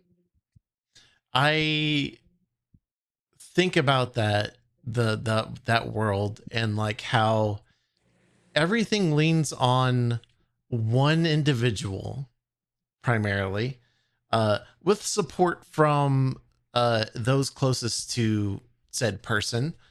And then everybody else is essentially fodder. Mm-hmm. And the fact that fate literally warps everything around it more or less in order to make the one get to the same point in time, because mathematics, where the one has to make a decision, as we find out, and then the remaining souls that are left alive, depending on the decision, have to make a choice as well. And that choice involves like preserving a city that's underground, basically, and more or less living on slop, on gruel, and like the only break that they get from that whole existence is like when something really good happens that gives them cause to celebrate, and then they just party for that night, and then they're back on being on pins and needles all the time. Yes, the opposite of the blood orgy, the rave orgy. Yeah, I was gonna say they basically have a rave orgy for a night, and then they go back to life sucks the next day. Yeah, life sucks the next day. And on top of that, somehow they're able to like assemble and drive, pilot these like very complex looking machines to get around. And they still have to be incredibly careful about it because of the machine and its drones that it always sends out to patrol for loose individual humans. And then the rest of the humans, you know, like they may be ignorant, or they may get brief flashes of the Matrix, like in the Animatrix stories. Or it might be a case of something like Cypher, bless you, Joey Pants, who sits at a table with a more or less program / virus, eats a fake steak, and says, I want to be plugged back in. And because I gave you this information, I want to be in this position in life. You know, it makes me think, were there others who got that kind of a deal? And I don't know. I doubt it, but the odds of it happening is there. You know, I mean, like, there's a lot of little bits and pieces to it outside, like alongside that I'm like, I wouldn't want to live there. That sucks. But would I even know? Shit place. It's a pretty shitty place to live. And like the preceding place is also shitty. Like if you've ever watched I forget which one it's called. It's the one that talks about the past that led up to the initial war. Like, you know, like you part of the Animatrix. Yeah, it's one of the Animatrix stories. It's like you see the shit we did to these. You know, we created a sentient race of slaves. This seems to be a repeat pattern in American sci-fi. I wonder why. Anyway, and then, you know, they justifiably rose up and kicked our fucking asses. Yeah. And at least they had I mean, like, it was a cruel mercy, but like, well, we don't want to kill them, but also, like, we can't trust these fuckers to not, you know, genocide us. They were already genociding us. That's why we started the war. Also, these people were so fucking desperate, they fucking destroyed the atmosphere. So these fuckers aren't just genocidal, they're suicidal in their genocidal rampage. So yeah. Humans are dumb. They do not care. I would make the caveat that the people in power are dumb. Yes. Since they're the ones who carry out all of these fucking insane decisions. Power is... But the machine's conclusion, conclusion as drawn by the machines is just humans are dumb. Yeah. They're the people in charge are kind of cartoonish. Yeah. Too. Well, the people in charge in real life are also, it turns out, pretty cartoonish. Yeah. So I guess closer to home than expected, but you know. Yeah. It turns out that elitism, aristocracy, etc., it produces a divorced view of the world that kind of renders you a cartoon dipshit. Yeah. Yep. And now they think their chatbots are going to lead the way into the future. We'll see.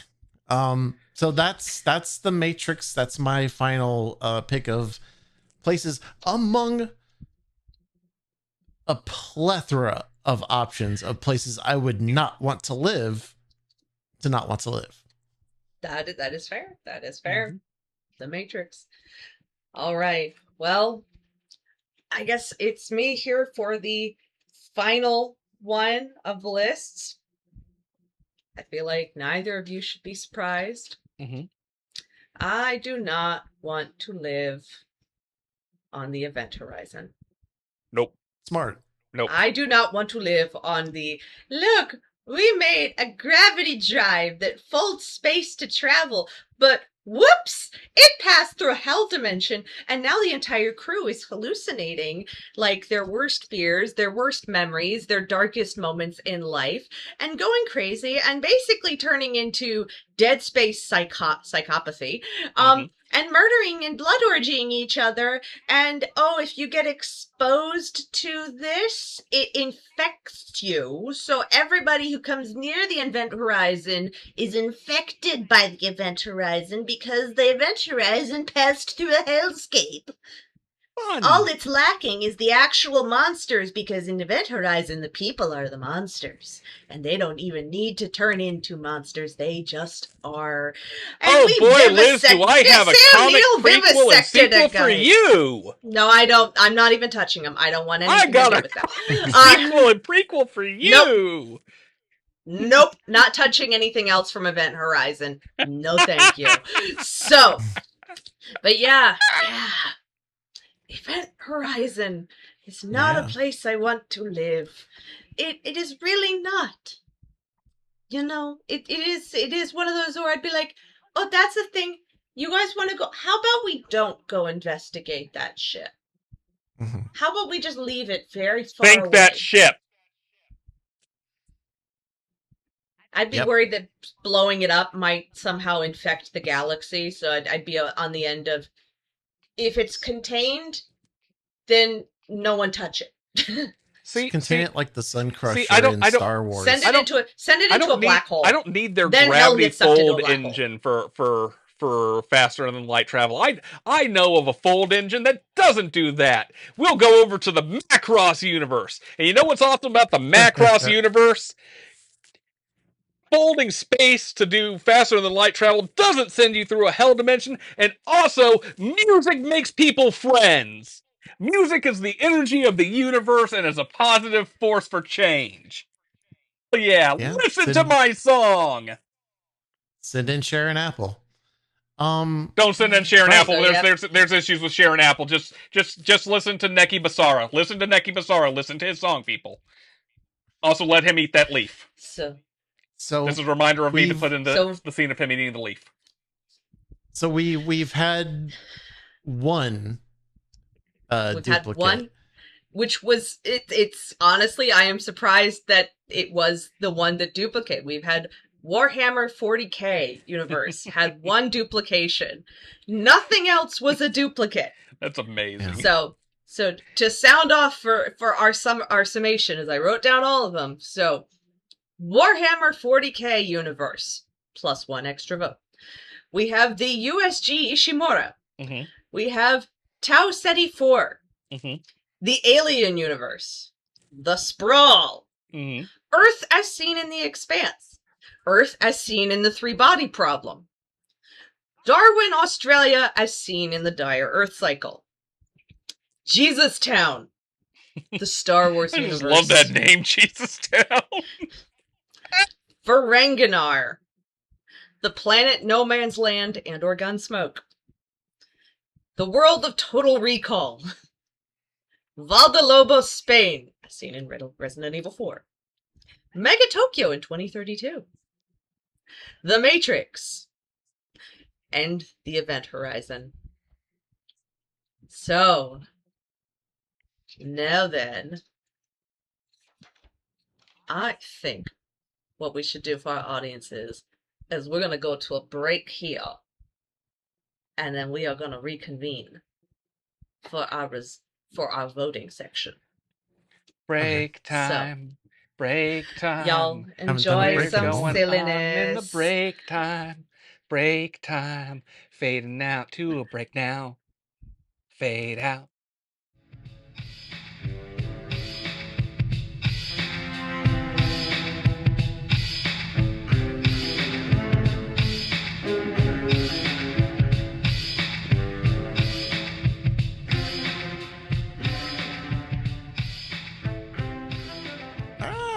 We're back. Hey, folks.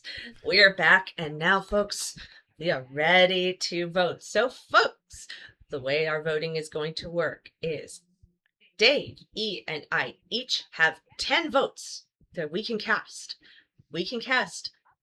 Each of us can cast up to 3 votes on a single location. So, if I see a location and I'm like, no, I really want to vote for that one, I could put up to 3 votes on it. And then and then the 7 points I have left, I can assign as I see fit.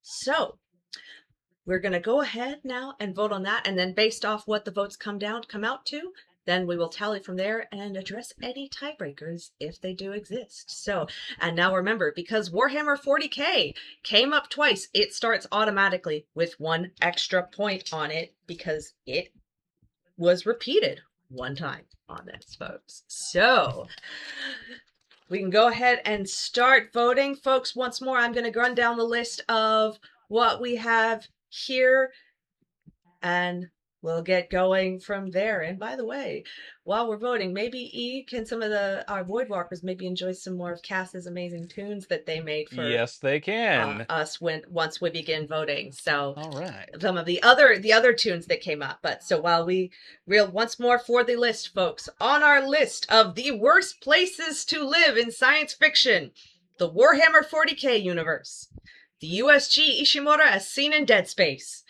Tau Ceti 4 as seen in the Marathon franchise, the Alien universe, the Sprawl as seen in Dead Space 2, the Earth as seen in the Expanse, the Earth as seen in the Three-Body Problem. I love that it's on here twice, but it's in very different iterations. Yep. Darwin, Australia in the 23rd century, courtesy of the Dire Earth Cycle series. Jesus Town from Hokkaido. The Star Wars universe. Ferenginar, as we know from Star Trek, especially Deep Space Nine. No Man's Land and or Gunsmoke, the planet at the heart of the Trigun series, especially the manga and the new animes, Stampede and Stargaze. Total Recall, the Arnie generation. Valdalobos in Spain, the fictitious town of Resident Evil 4. Mega Tokyo in 2032 versus courtesy of Bubblegum Crisis. The Matrix. Whether you're in Earth, on Earth or in the Matrix. The Matrix. And finally, the ship, the Event Horizon, as seen in the movie, The Event Horizon. You're welcome for the trauma. All right. And now, I will be tallying our votes afterwards, but we are going to get this ball, shall we say, rolling. Okay. Since I started first, one of you should take the... Wait, we'll take a moment to vote. Oh, okay. Oh, right. Yeah. That's right. I already wrote mine down. Yeah, some of us were reading them off for the audience while this happened, so... I wrote mine off during the break. Yes. All right.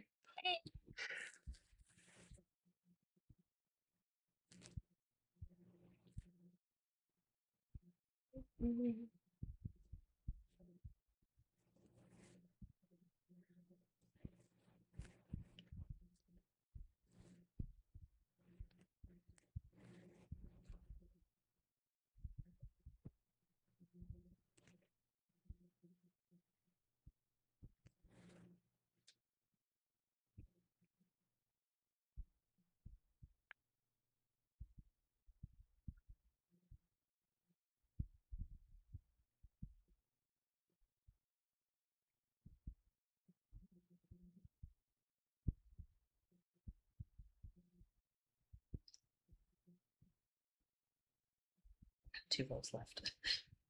2 votes remain. Who will survive? Okay. All right. I've made notes for mine, and I will be noting yours. All right.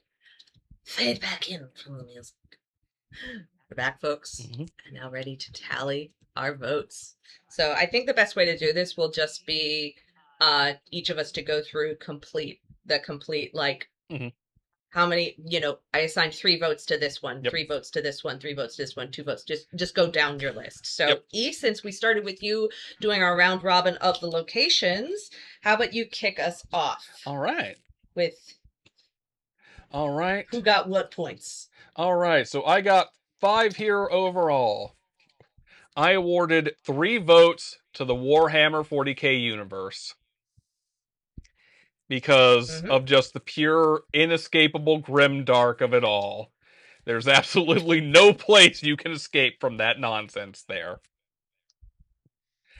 I awarded 2 votes to Tau Ceti 4 because I've become an addict, so I gave myself that courtesy of the not using the full. That and to have room for the others. 2 votes I awarded to the Alien universe. Because, theoretically at least, it's gonna suck. But at least it's a little bit, at least it's a neoliberal hell I'm somewhat familiar with.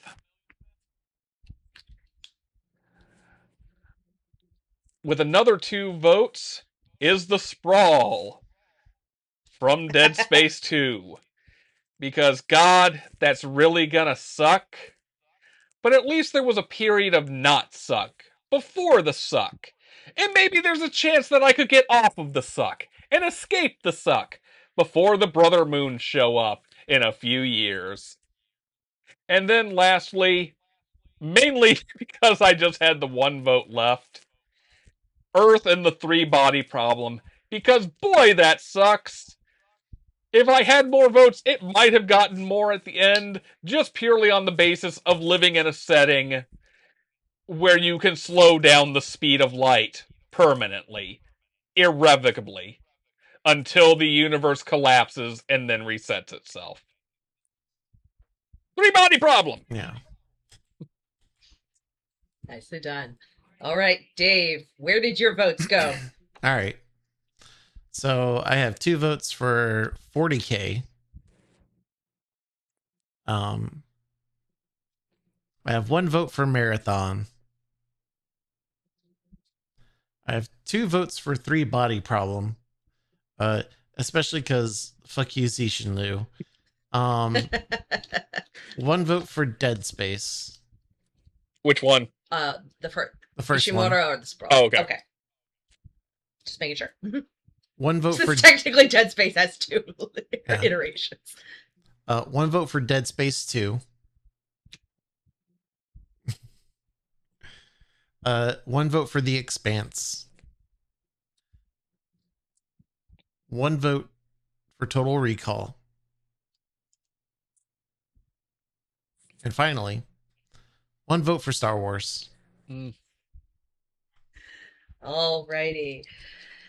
And finally, I'll go over my votes. And folks, I will tally all the votes together after I go over mine. And while I'm doing that, Dave and Eve, maybe while I'm quickly doing that, you want to round off your 3 best places to live. But first, sure. Here's where my votes went. All right.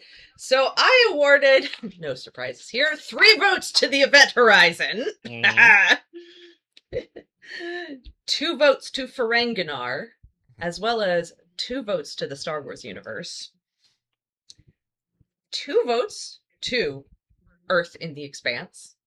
And finally, 1 vote to the USG Ishimura. So that's how my votes That's a good setup. Yeah. There we go. There we go. Ferenginar didn't wind up on mine mainly because my immediate thought was, well, if I'm on Ferenginar during this period, I can get off Ferenginar. I'm assuming that I am stuck in these places. Unless there's easy but because remember too, if I walked on Ferenginar, they would immediately clock me a certain way. You know, I almost picked Ferenginar as an option, but then I was like, I need to put 2 votes on 3 body problem. That's fair. That's fair. We all had our babies in this list. Well, yeah, I figured. Yeah, you also had a very frizzle. Yeah, on Ferenginar for me was just me. Like, I so viscerally hate the concept of living on Ferenginar. Okay, so, and I feel like there'd be like literally like I find a merchant ship that's sending supplies to Ryza. I stow away on board. Then, as they're unloading supplies when no one's looking, I escape onto Ryza, and then I claim asylum on Ryza and use that to get into the Federation. There we go! Yeah, I feel like it would be unescapable. Like, I'm like, there's no way I could hide on Ferenginar. I would just be clocked way too quickly, and then it would just be frustrated. But think about it. And then I would just be frustrated with all the embedded sexism. Even if I was just a human existing as myself, I'd be like, I want to murder all the sexism. The only caveat there the only counter I will say there, though, you're surrounded by incredibly stupid, incredibly horny men who are very, very workable. Yeah, but you get tired of that after a while.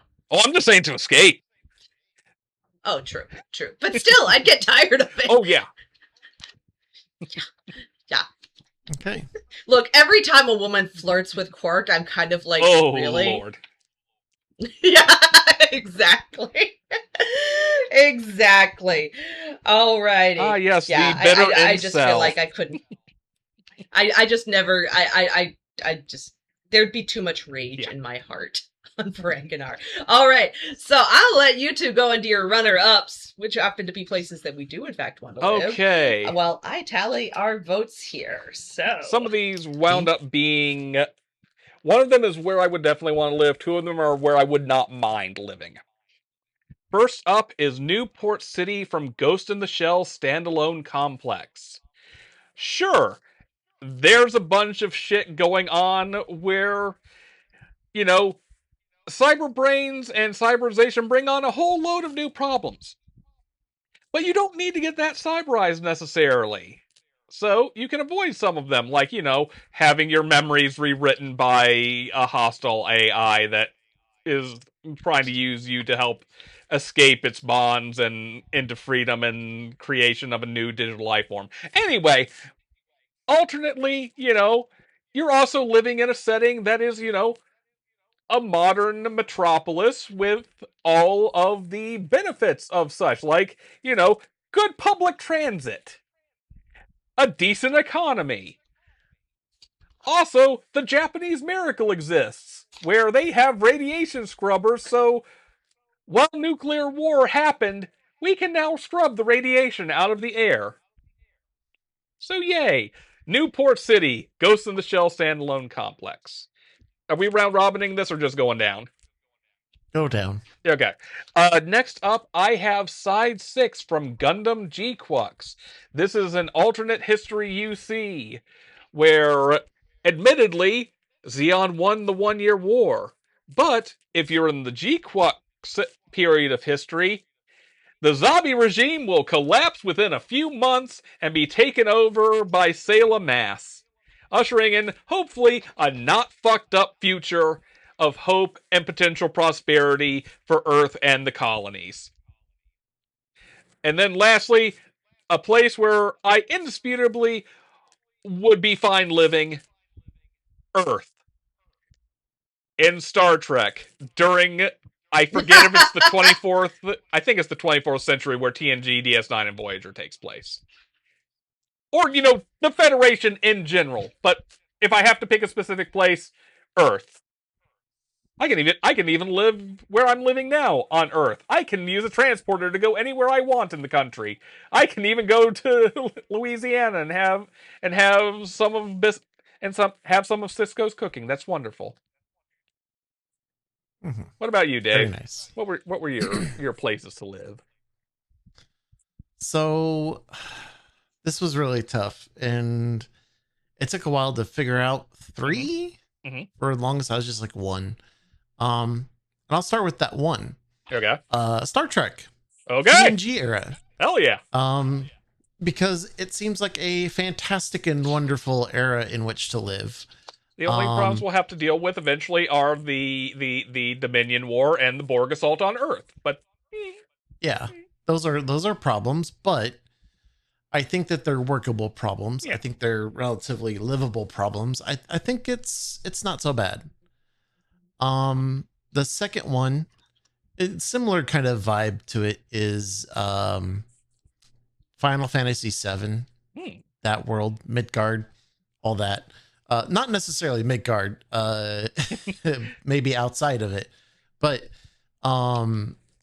it also has nice. A kind of a similar feel to it where, there's problems here and there. There's monsters and stuff. There's like strange, issues with capitalism. And for a second there, I thought you were about to say cats. No, cats are fine.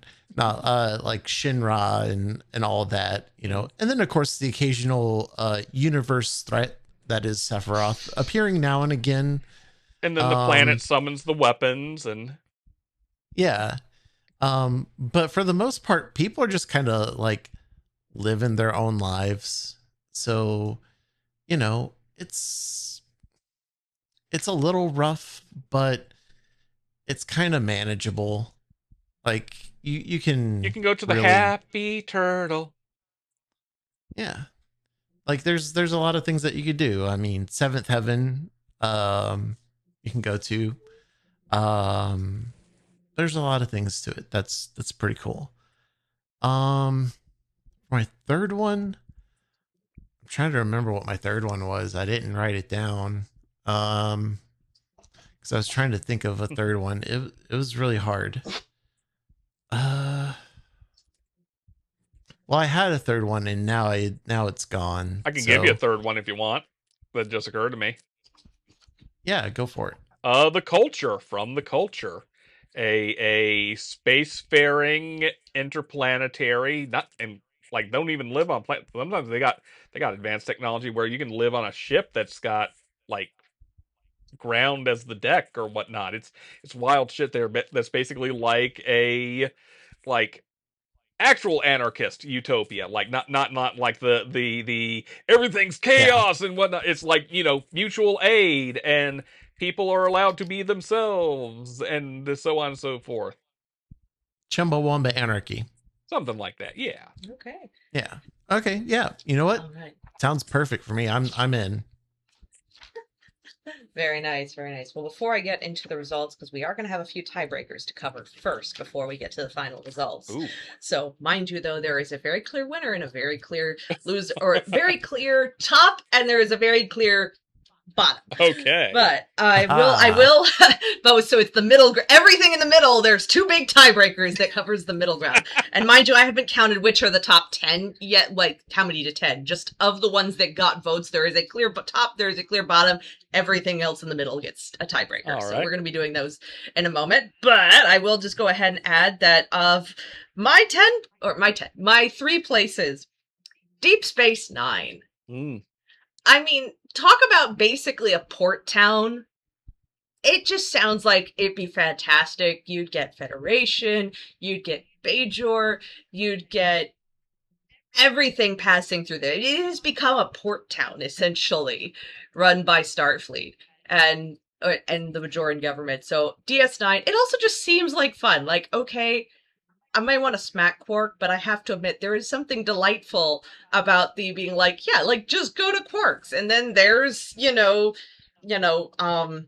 fashion shop and the promenade. There's something chaotically appealing about DS9, even though it is also entirely chaos driven, and has absolute madness. But there is a just something enjoyable about it. As the old Tumblr post goes, hop aboard, station on fire, trash can, bitch. Yep. It's basically a mall in space, but it also happens to have military at it. And I'm like, okay, but this is kind of fun. So my other Bartender nephew, an idiot. I'm sorry, I was looking at the thing. Yeah, I love DS9 in jokes. DS9 in jokes are hilarious. They're amazing. So another place that I thought, oh, that would be an interesting and kind of cool place to live, I thought was, unlike Earth in the Expanse, is Tycho Station. This Tycho Station is kind of like DS9 when you think about it. It's kind of another port town, only it revolves around it being like a lot of like mechanics and everything. But it's also like where Ceres has a lot of issues, Tycho is kind of the hub of the belt. So I'm like, oh, so there's a lot of passage through Tycho Station. So again, I'd be like, you get all sorts of people. It's sort of its own functioning ecosystem. Also, the belt, honestly, like, I love the culture of the belt and the way it's portrayed, and I feel like you'd get, like, a good, like, intro to it and everything. And Tycho does still have kind of, like, more formalized leadership rather than being like, oh, we're just being puppeteered by a bunch of gangs and corporations. So you don't have Star Helix running around on Tycho Station. Necessarily. So... yeah, so I thought Tycho Station in the Expanse would be fun. And then I couldn't decide on my third place. I really, really couldn't until I finally realized I knew exactly where I most wanted to live in science fiction. Where's that? I wanted on the spaceship and/or planet where Gonzo's people come from! Muppets in space, bitches! Nice. I want to go live with Gonzo's people. They are my people. Mostly because they're Muppets. And if I had to pick science fiction, then I want science fiction with Muppets and not Farscape because that's an acid trip. Okay. Farscape's an acid trip. I want the Gonzo chaos version of it. I went looking for to see if the planet had a name, and there is instead a band called Gonzo's Planet that plays a blend of music inspired by jazz, funk, rock, and soul. But see, Gonzo's people, when they showed up on Earth to find him, just seemed like the coolest aliens ever. And I'm like, I want to get in on what y'all are getting in on. So, that is mine. I gotta get a Muppet in there somehow. So, okay, on to our tiebreaker. Okay, apparently it has... So let's start with... Just real quick, in the novelization, it has a name. Is it? Oznog. What? Liz, read that backwards. Oznog. Okay, no, it's just I couldn't hear the okay. The sound. Oh, okay. Yeah, okay, I thought it was like so. I mean, it could have gone either way there. Nah. So yeah. No, but now I got you, and I love that. All right, now tiebreakers. So I'm going to say for our tiebreakers, we're going to do the same voting style, 10 votes up to 3. It's a smaller list, so this should narrow it down very quickly. So the first 10 votes you're casting, we've got 2 lists. Okay. So we're going to do the first one, and then we'll do the second one. Okay. So you are voting between Tau Ceti 4, The Sprawl, Expanse Earth, 3 Body Problem Earth, Star Wars, and the Event Horizon. And I will send that in chat to you all so you actually know. Okay, because I forgot. That's fair. It's going to be a little blurry. Hey, folks, we all live in different parts of the country, so we're doing this the way we do it. Here we are. Okay, so 10 for this list, correct? 10 to spend. 10 to spend. I love the rhyme there. Okay. Yes. Same rules before, 3 max per? Up to, yep. Okay. Same rules as before.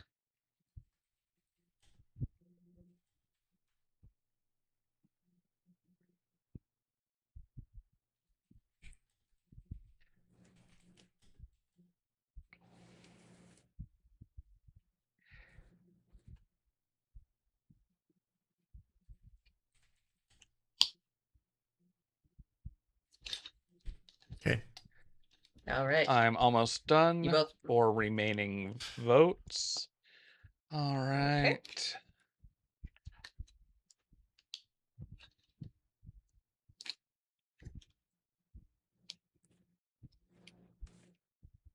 Just let me know when you're ready, and we will get this all rolling. Hopefully this narrows down ties. Hopefully. Watch it be another massive tie. All right, I think I've got this. Let me just do my count here. Okay, that's 2, 4, 7, and 10. Yes. Okay. Perfect. So, go down your list of. All right. Event Horizon with 3 votes. Mm-hmm. 3 Body Earth with 3 votes. Ha! 3. I didn't even do that on purpose, but Sprawl with 2 votes, just assuming maybe there's a way I can get off that fucking station as shit's going to hell. And Tau Ceti with 2 votes again. Okay. And Dave. All right. 3 for 3 Body. 3 for Sprawl. Mm-hmm. 3 for Tau Ceti. 1 for Expanse. Alrighty, let me total. I do love the degree to which I have made Tau Ceti seem completely unappealing. I was gonna say, part of it for me, it's just there's still not a lot of, like, my head, even though I did get it is bad. My brain just didn't compute. Well, again, imagine your dreams haunted by visions of impossible physics and also beings that literally vivisect time and space. Okay. And you hear the haunting voices of the damned, and... So we've got two more ties on this one, but they should be, each of them is just 2 places. So, okay. You're each going to have 5 points. Okay. You can award 1 point and 4, 5 points. You can award 2 and 3, or 1 and 4. That is all you can award. Okay. So basically. Okay, so free spend. It doesn't really matter. Free spend, okay. Yeah, but basically, it's between 2 locations. Yep. Okay. Yeah, it's 5 points, so you got that. So, okay. All right. Between Tau Ceti and Event Horizon. Oh, and I think I didn't give my points, but I will say we tied. Okay. Tau Ceti and Event Horizon, just those 2? Yep. That is correct. Yep, just those 2. All right. Who got 2, who got 3, or 1 or 4? I got a 1 and 4. 1 and 4. Who they are? Tau Ceti is 1 vote. Event Horizon is a fuck no 4 votes. Okay. Dave, what about you? Tau 4 Event 1. You'd rather be all right, and I gave Tau, and I gave Tau 2 and Event 3. So let me just.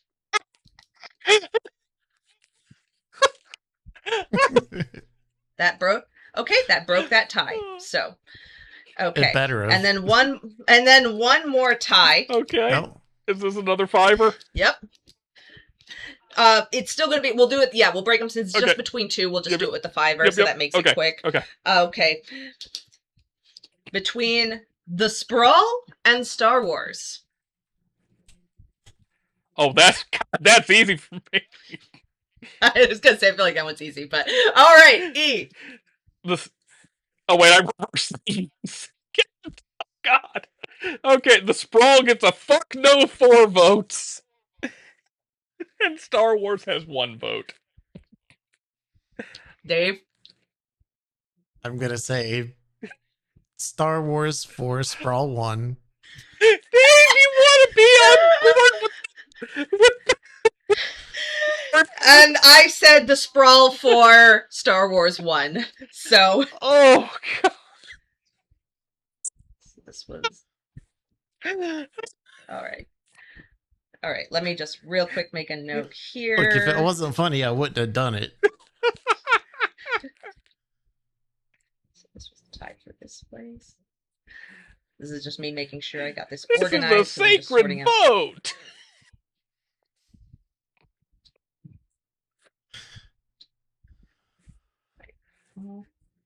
Sacred disappeared a long time ago on the Event Horizon. Oh, actually, I'm sorry. We've got to redo that because I misread my lines. That was actually between the Sprawl. That was actually between the Sprawl and Earth 3 Body. I'm sorry, I misread my notes. So please feel free to reassign yourself. That would have been really funny, but nope, I misread that. So okay, so just all right. Let me just. Oh man, that's a squeaker. That's a squeaker. This one's tough. Yeah. I was gonna say, I was going through and I was like, wait, something looks off. Something looks off. Folks, welcome to, we're doing this. We're doing it for us. We're doing this as we go. Remember, folks, this is for a list of the top 10 worst places to live in science fiction. All right, mine's ready to go. Yep. All righty. E, go ahead. All right. I gave the Sprawl 2 just on the basis of I might be able to escape this versus Earth 3 Body Problem, where I know there's no escape in that collapse. That is a forced collapse of the universe. So I ain't getting out of that shit. All right, Dave. I echo E. 3 for 3 Body and 2 for Sprawl. Okay, which is funny because I did the exact opposite of you and said 3 for Sprawl and 2 for 3 Body. So, but still comes out to different numbers. Jeez. Got some barely squeaked by. Okay, let me just make a note. And then we're going to have one more tiebreaker now for our second tiebreaker. Big tiebreaker from the big ones. Oh, okay. So, yeah. We had two big. This was us first settling out the first big tiebreaker, and then there was a smaller one, and then we had tiebreakers within the tiebreakers. Okay. This is the fun of voting systems, folks. All right, let me just make sure I'm making sure. This is a 10-pointer we're starting with, or going straight to 5? Hold on. Okay. It's going to be, I think... Let's go with this, make this a 7, let's make it a 7-pointer. 7-pointer? Because it's only going to be between 3, because it's only going to be between 3 locations. All right. So ready. 10 feels a bit excessive. Hold on. Yep. Hold on. I just want to make sure I'm noting down. This is breaking within the order of what's order, so...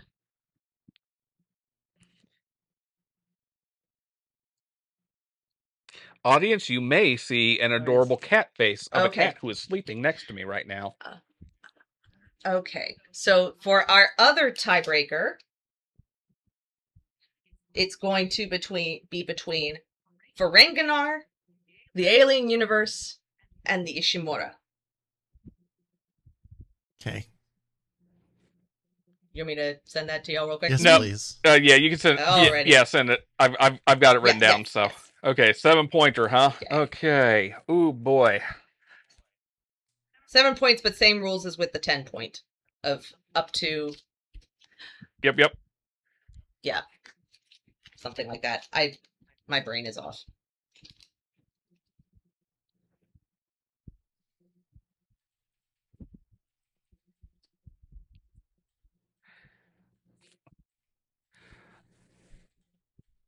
All right. I got mine. I know when y'all ready. I'm ready.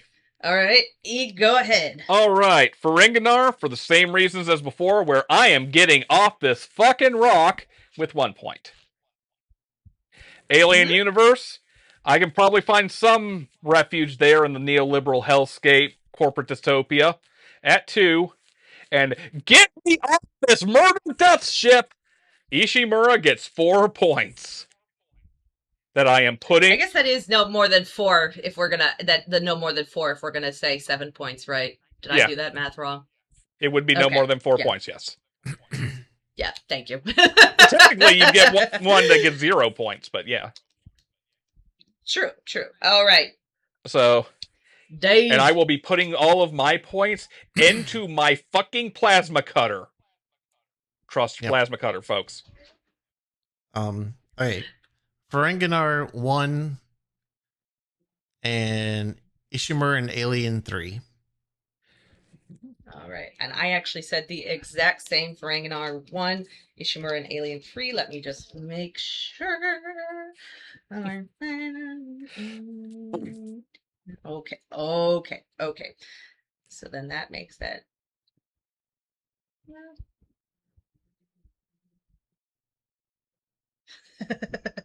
Is there another tie? I don't think this is working out. Yeah, no, there was no tie. I'm just jotting down. Yeah, we're reading it down. Okay.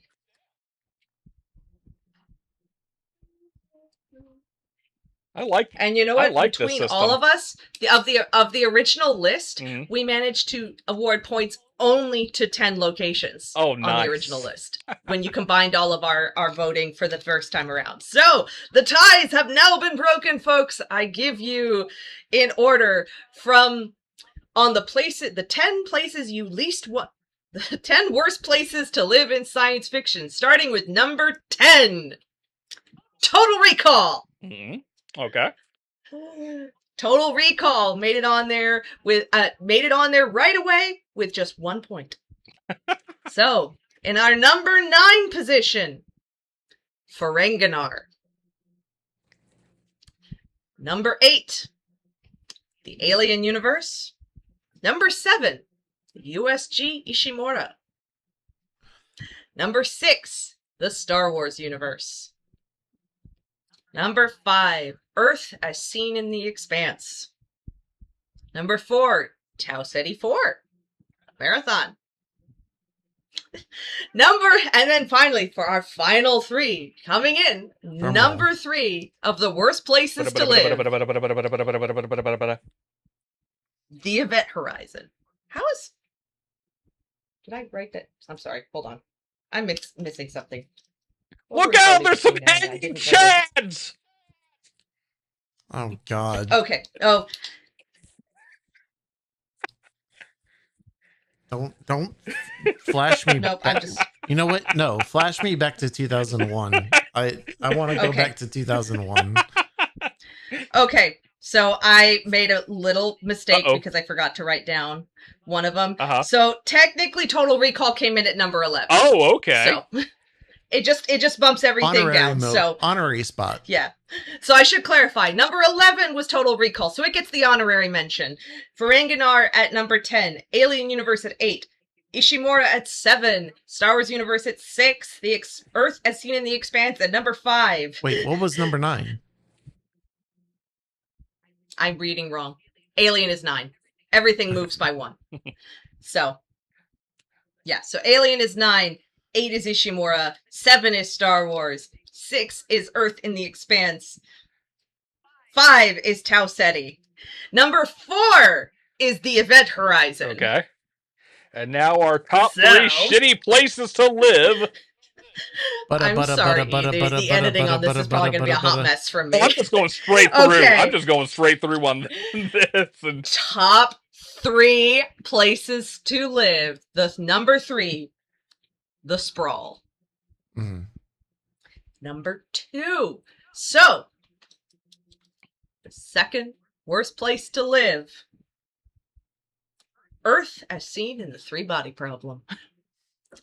And finally, winning immediately, topping everything in the very first round of voting. With 6 points during that very, very first round. Everything else was tied for 3 or 2 points, and Total Recall had 1. Warhammer 40K. And that list for is the worst place to approved. Folks, no so one if you don't want to live anywhere, in the dark future of the 41st century. No. And that's the top 10 right there, folks. Excuse my weird math of forgetting some things. But hey, that actually feels like a pretty comprehensive list. I mean, it kind of all makes sense where things landed. Solid list. Because I'd say if I had to choose between those, like, 11 places, honestly, Total Recall. Ferenginar, Total Recall and Ferenginar, it's like, I'm like, okay, yeah, that bar seemed pretty happening until the Fast Jack Boots gunned them everybody down. Yeah. At least in Ferenginar, we know that eventually Grand Nagus Zek comes in and helps liberate women's roles in society too. So, or as you put it, just get off the planet somehow. Listen, we trick a really stupid, horny guy. We get onto a merchant ship bound for Ryza. We get onto Ryza. We declare asylum. We use our place on Ryza to then immigrate into the Federation proper. We're clear. We're good. Yep. And so, folks, if you're ever wanting to tour the sci-fi universe for a new place to live, just know, don't go to any of these places. We don't recommend them. Yeah. So, avoid folks, the warp. Thank you for joining us along for this chaos ride. I wasn't sure how this was going to work, but it worked! It worked! We got a useful test case for the future. Yeah. We got it. Oh. With that voting out of the way. Yes. I think we have come to the... Words are failing me. For a second there, I thought your audio was cutting out, so... No, I just literally, my brain just disassociated from itself. Well, you know what? I think we can help with that. Liz, where can our Voidwalkers find you? You, Voidwalkers, can find me on Twitch, twitch.tv/Lady Hyacinth 57. That is Lady Hyacinth, as in the flower, 57. I play a lot of Resident Evil on there. Although I've done some other things, I've dabbled in other games, but a lot of Resident Evil. Look, folks, I have my thing. That's my thing. Yarpity yarp. I also am on YouTube under the same handle, but you're not really going to find much up there right now because right now everything is private as I'm migrating VODs over there for backup. So I will eventually be retooling that. But you can come on to the I'm going to encourage everybody to show up on the Twitch channel and maybe redeem the doodle breaks. I was about to say we can make you doodle things. Redeem a doodle break. Yes, it is a fun redeemable. I'm still amazed. Y'all redeemed 6 in one stream. That was 30 minutes of me just drawing from 5 minute drawing 5 minute I was props. looking at the backlog or the collection of those so far. How many of those doodle breaks have been me at this point? Most of them.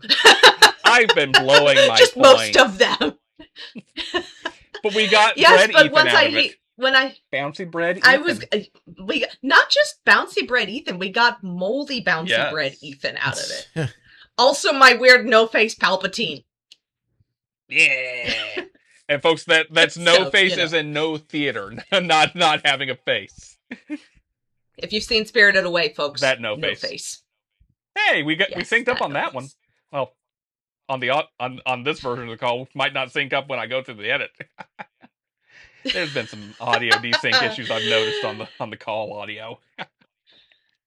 Technical details. Anyways, where can our Voidwalkers find you? All right, you can find me on Twitch and YouTube both at Lanzalencia. That's LANZALENTZIA. I haven't been streaming much lately, but I've been tossing some marathon runs up on the YouTubes lately. Also, I threw up a tweaked edit of that old Lonely Elden Rider video that I did where I recorded myself doing some shit in Elden Ring to recreate what was it, the third end credit sequence from the original Kamen Rider. I basically just took that, threw it back into Final Cut, and then threw some filters over it to make it look old and slightly blurry to give it more of that kind of like 70s remastered, or like remastering it off of 70s videotape vibe to it. So yeah, that was a nice little fun project last night. Nice. Very nice. And finally, Dave, where can our lovely Voidwalkers find you? Y'all can find me at twitch.tv/sheriff_Flynn. I know it's been pretty quiet there. A lot's been happening in life. But I do intend to at some point get back to streaming. Stream might turn into something a little bit different. Not to say that I'll stop playing video games on there, but I'll be shifting some focus to a few other things. It just depends on, what stuff looks like for me. But yeah, find me there. On YouTube, I'm at Sheriff Flynn. I haven't really uploaded anything there recently, but hoping to in the future, but we'll see. Mm-hmm. So that is moi. Where can our Voidwalkers find us collectively? Oh, well, they can find us over on Twitch at the Confabulation Station. And if you're listening on the audio version of this podcast, you can find the video version of our show as well as videos on demand of older streams over on our YouTube, also at the Confabulation Station. As well, you can write into the show at theconfabulators@gmail.com. We'd love to read your emails, assuming they're not, assholery and dickery. At which point we'll just, if it is that, then we'll print them out and we'll put them in a trash can and then we'll drop in a lit match for the ritual of it all. And trust me, folks, I live in California. We good at fire here. And you can also find us on Blue Sky at the Confabulators as well. You should be able to see though. If you're on the video here, you look right here. I can't point it. I'm a static Tanagi. I can't really point, but it's on here on the screen right now. Whee! Other way, Liz. Yeah, other way. There, I'm being a troll. Whichever direction your microphone's in. There we go. But it's more fun to do this and be confusing. True, but we want them to find us, so yeah, you can find us those places. I mean, they could send up a smoke signal. I wouldn't advise it. I don't know how to read smoke signals. Do you? I mean, room for some interpretation. Details! That's details! I'm not worried about the details! Well, speaking of details, I think we've hit detail of this episode, so... Yep. Oh, well played. Until well next played. time... I agree, folks. Hey, guys, if they want to know what a confabulator is, who should they ask? And where should they ask it?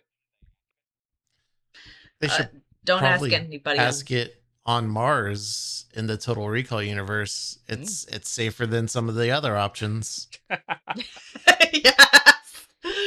Yeah, there might be somebody there who can help you with that, folks. Freshly oxygenated. Yes. See you at the party, Richter. Ground's still poison, though. Don't grow anything there. Don't eat the ground. Don't eat the soil. Yeah. It's poison.